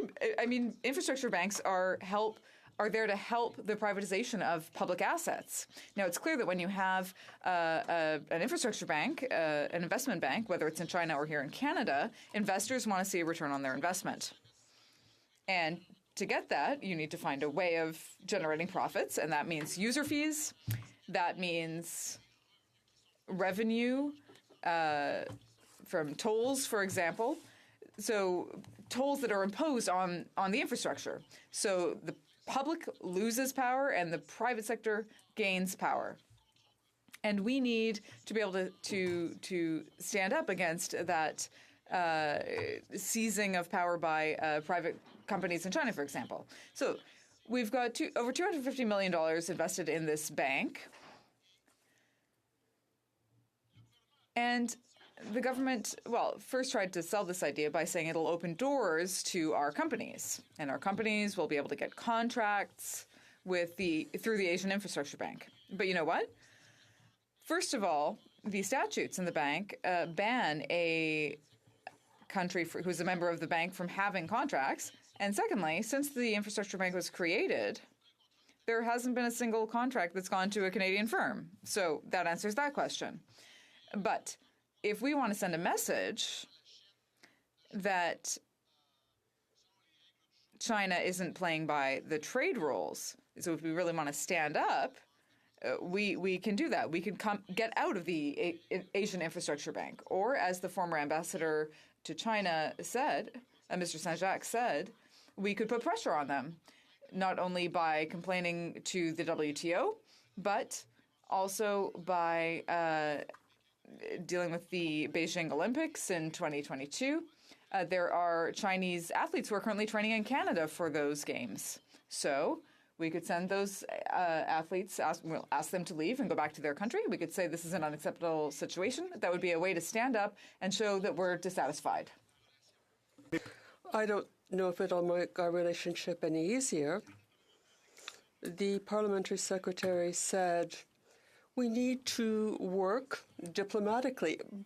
I agree, but it's been 3 months since we've had an ambassador, and we don't know if the government has made a priority about having an ambassador there. We have to make sure that the government, which seems to be improvising, it needs to start taking things seriously. You have to be nice with a giant like China, but we haven't done the best we could do heretofore. So we could find an ambassador, someone who understands China, someone who is up to speed on the situation. If the government does not intend to do this, and it should do so immediately, then it better start thinking about sending a special envoy to initiate dialogue, because the agriculture minister or the foreign affairs minister, whoever is the right person, should talk to their Chinese counterparts and start trying to improve the relationship. And they should prepare the ground for the work that the ambassador, the future ambassador, will have to engage in. The motion that was tabled by the Conservatives, which we intend to support, even though there are things that are missing, but we're going to support it because the Liberal response to the canola issue and the fact that our businesses are being excluded from the Chinese market, well, we feel that the Liberal government's response is far too weak and that the lack of an ambassador in China is harming the situation and adding to the problem. And the Asian Infrastructure Bank, we feel we should never have invested in the first place. And I think that if we withdraw from this bank, that would be a good message to send. Thank you, Madam Speaker. Comments. The honourable member for Prince Albert. Thank you, Madam Speaker. I'd like to thank my colleague from Quebec for his great speech here this morning or this afternoon. The question I have for him is one of the frustrations that I'm hearing from farmers back in Western Canada.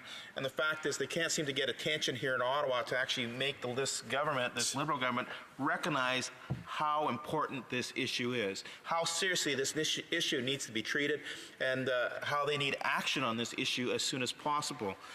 Does he have any advice that he could give this House and to those farmers back in Western Canada on what we can do to make sure that this government really understands the consequences of the Liberal leaders' foreign trips, and when he goes abroad and he upsets all our customers that we sell commodities to and products to, that it actually impacts back here at home? So can he give us any advice on what we can do to hold their feet to the fire even more so we actually get the results that we need to get for our farmers?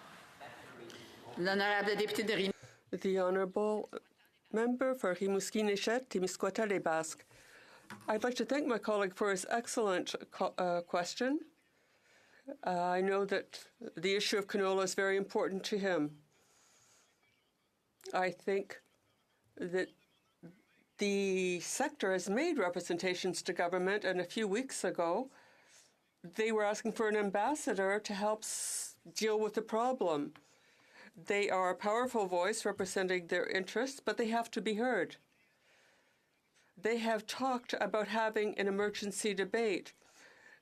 My colleague said he wanted a debate in committee, which was dealt with in a very negligible way, and they didn't really follow up. So the government had no interest to dealing with this in a sophisticated, effective way. We have to work with our partners, in this case in the canola industry, I think, just as we have dealt with hog producers and other producers. Thank you, Madam Speaker. And, you know, I look at the issue in the sense that we've had it going on for many weeks now.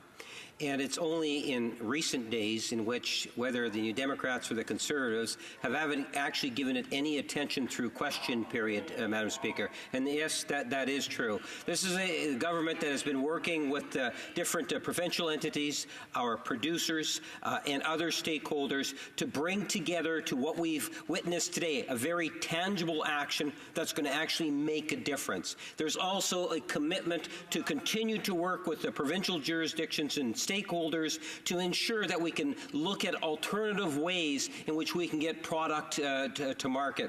I believe that the producers and others recognize that this government has got the back of our farmers, Madam Speaker, and our actions clearly demonstrate that. My question to the member opposite, in regards to the package that was announced today, is there anything that the member would have to say about that specific package? The Honourable Member, Madam Speaker, what he said was not right. The Conservatives asked for an emergency debate. As soon as the crisis began, we asked for, in committee, we asked for the Minister to appear. We asked for a substantive debate on canola. In the end, we had like 2 meetings that were granted. So, Madam Speaker, what he said in the beginning, my honourable colleague, is false. And the problem is major. It's one of the parts of the crisis, the diplomatic crisis with China. But since the beginning, perhaps since December or January, the government has been improvising about how we're dealing with this giant. And after 3 months, they're not even close to dealing with this issue, and it seems that things are escalating. But eventually, hog producers and soya producers may be hit.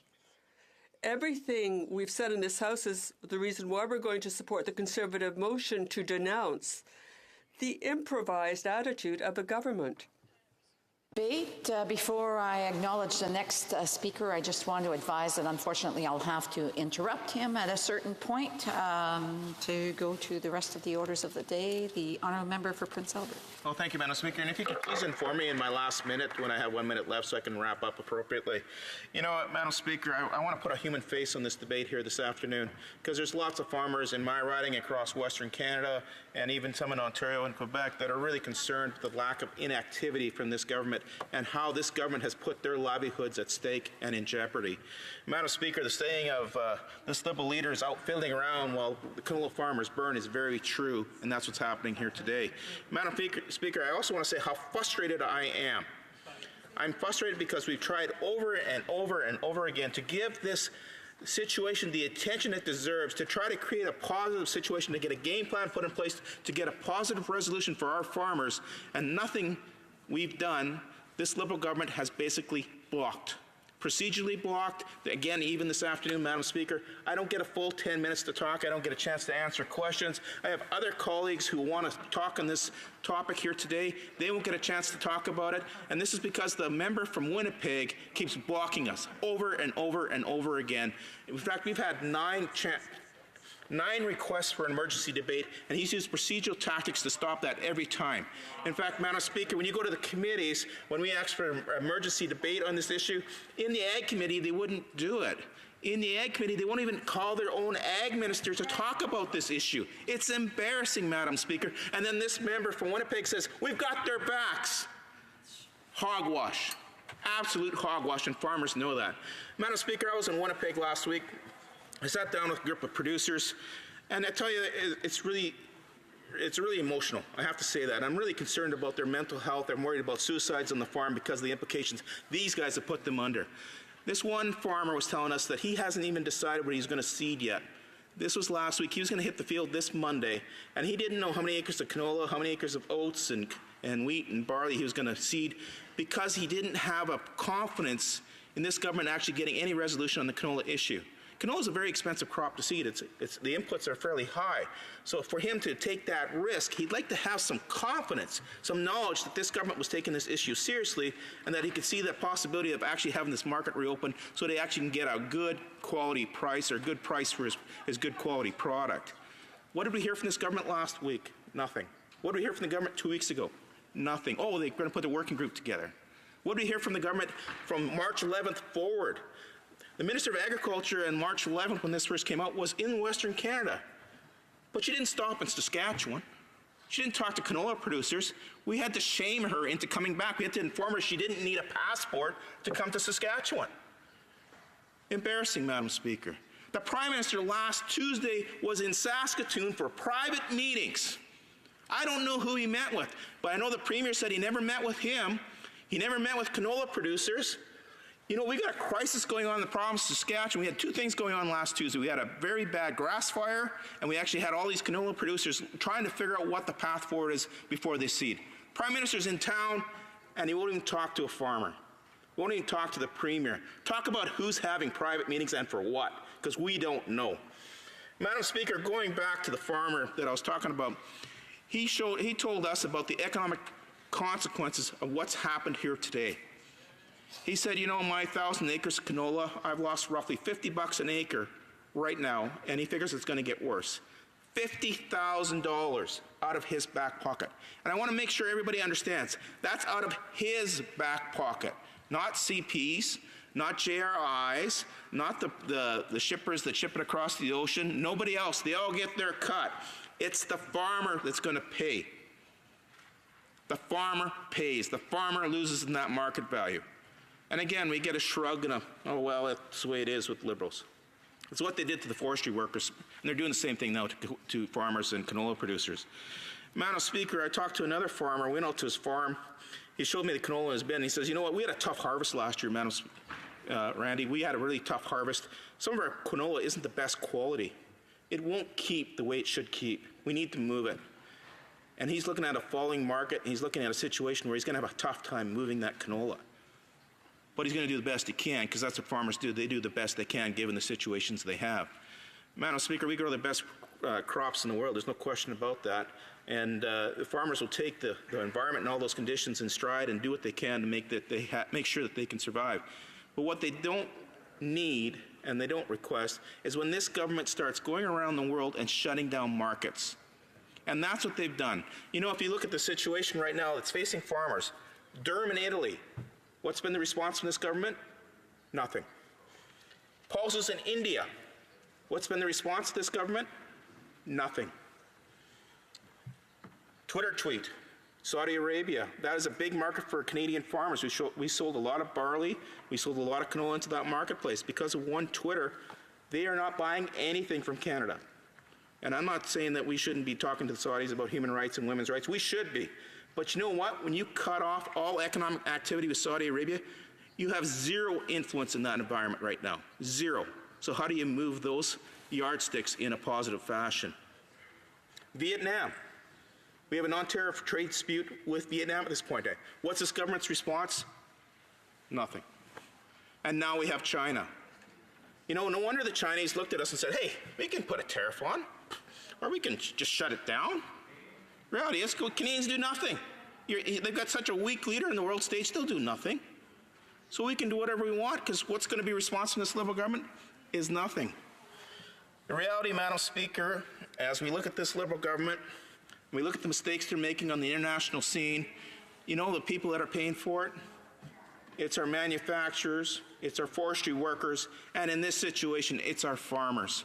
And it's unfair to ask them to pay for Liberal mistakes, and the Liberals are making mistakes day in and day out. In fact, one farmer told me in Winnipeg, he says, do us a favor, go steal the Prime Minister's passport so he can't leave Canada, so he can't do any more damage abroad. That's what they're asking us, Madam Speaker. Reality is that they've done so much damage, there's so much work to be done, and we know this Liberal government isn't up to it, so in October we'll make sure there's a government here that will actually be up to it and fix all that damage. Thank you, Madam Speaker.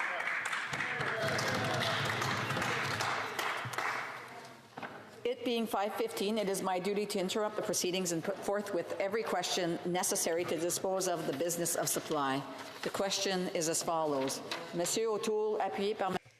Mr. O'Toole, seconded by Mr. Bertad, moves that given the Prime Minister has weakened Canada's international reputation during his disastrous trip to India and his capitulation to Donald Trump during NAFTA negotiations, and given he continues to do so with his handling of the canola trade crisis with China, the House call on the government to cancel its investment in the Asian Infrastructure Investment Bank and immediately. No? Étant donné pour les and immediately it Ambassador to China, B, increase the cap and interest-free portion of the advance payment program, and C, launch a complaint at the World Trade Organization. Is it the pleasure of the House to adopt the motion? All those in favor will please say yea. All those opposed will please say nay. In my opinion, the nays have it. Call in the members.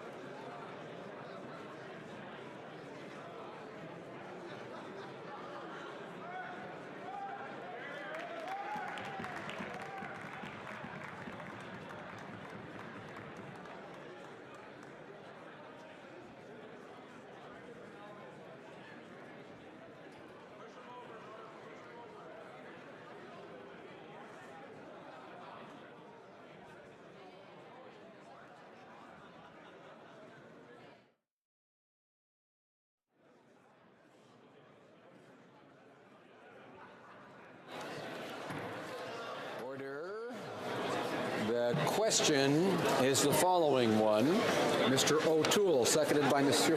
Berthold, moved that given the Prime Minister has weakened Canada's international reputation during his disastrous trip to India and his capitulation to Donald Trump during NAFTA negotiations, and given he continues to do so with his handling of the canola trade crisis with China, the House call on the government to cancel its investment in the Asian Infrastructure Investment Bank and immediately A, appoint an ambassador to China, B, increase the cap and interest-free. Shall I dispense? Yes. An interest-free portion of the advance payment program and launch a complaint at the World Trade Organization. That was C. All those in favor of the motion will please rise. Mr. Scheer. Mr. Nicholson. Ms. Finley. Mr. Allison. Mr. Bazan. Mr. McColman. Mr. Kent. Mr. O'Toole. Mr. Reyes. Ms. Bergen. Mr. Raitt. Mr. Poilievre. Mr. Deltel. Mrs. Block. Mr. Fast. Ms. Rempel. Mrs. McLeod, Kamloops, Thompson, Caribou. Mr.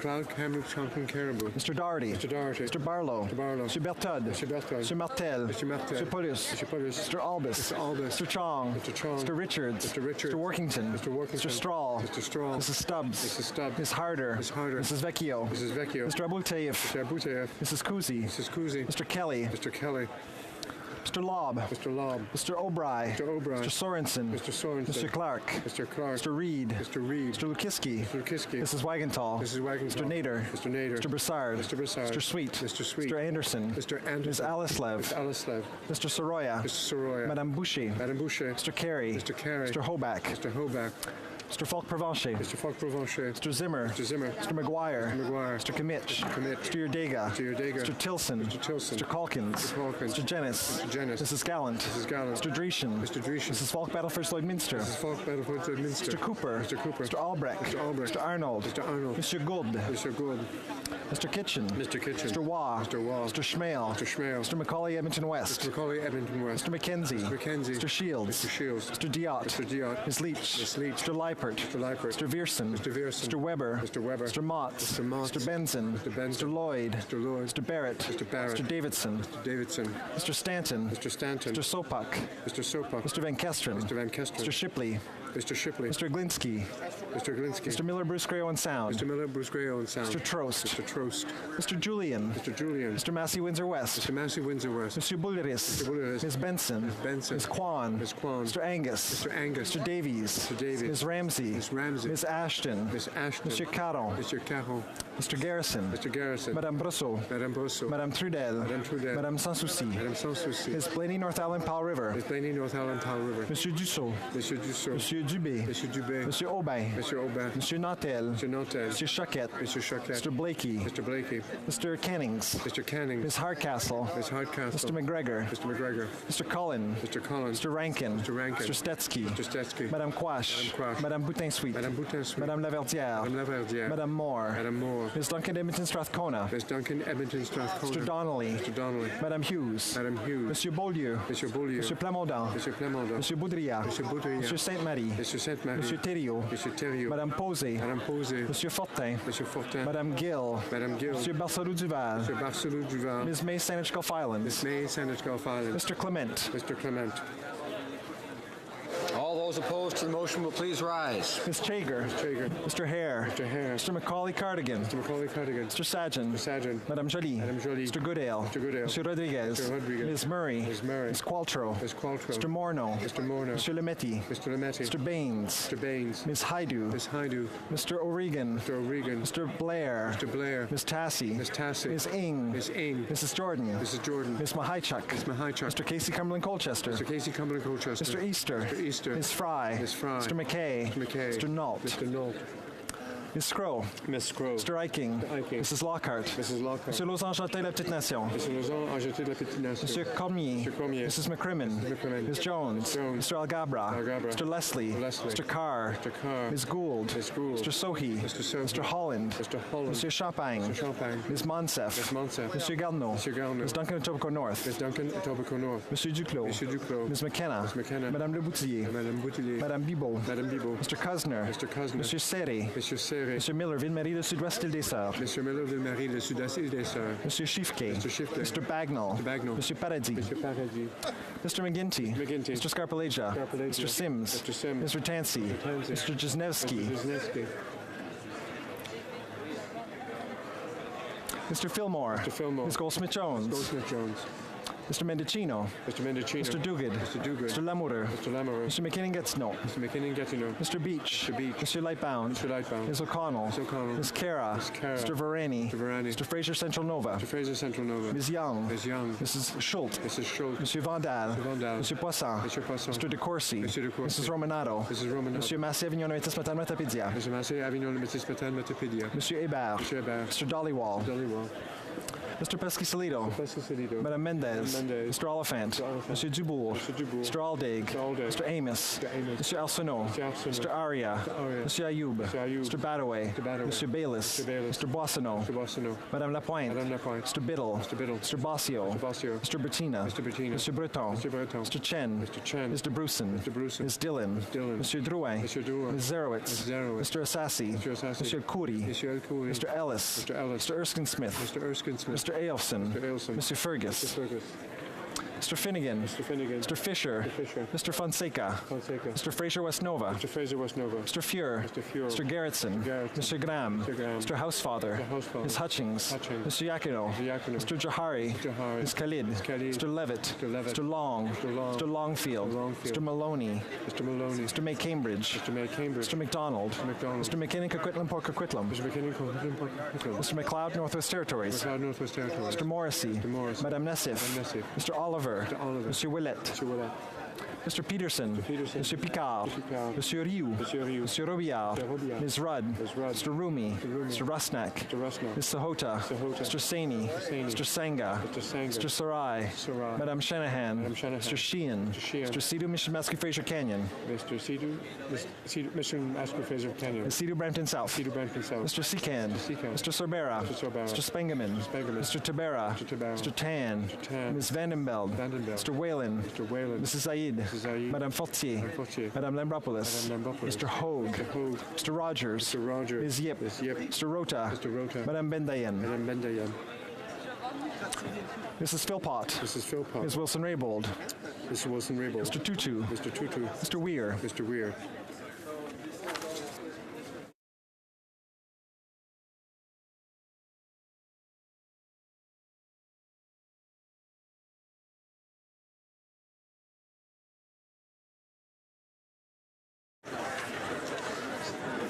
Yeas pour 132, 132. Nays contre 163, 163.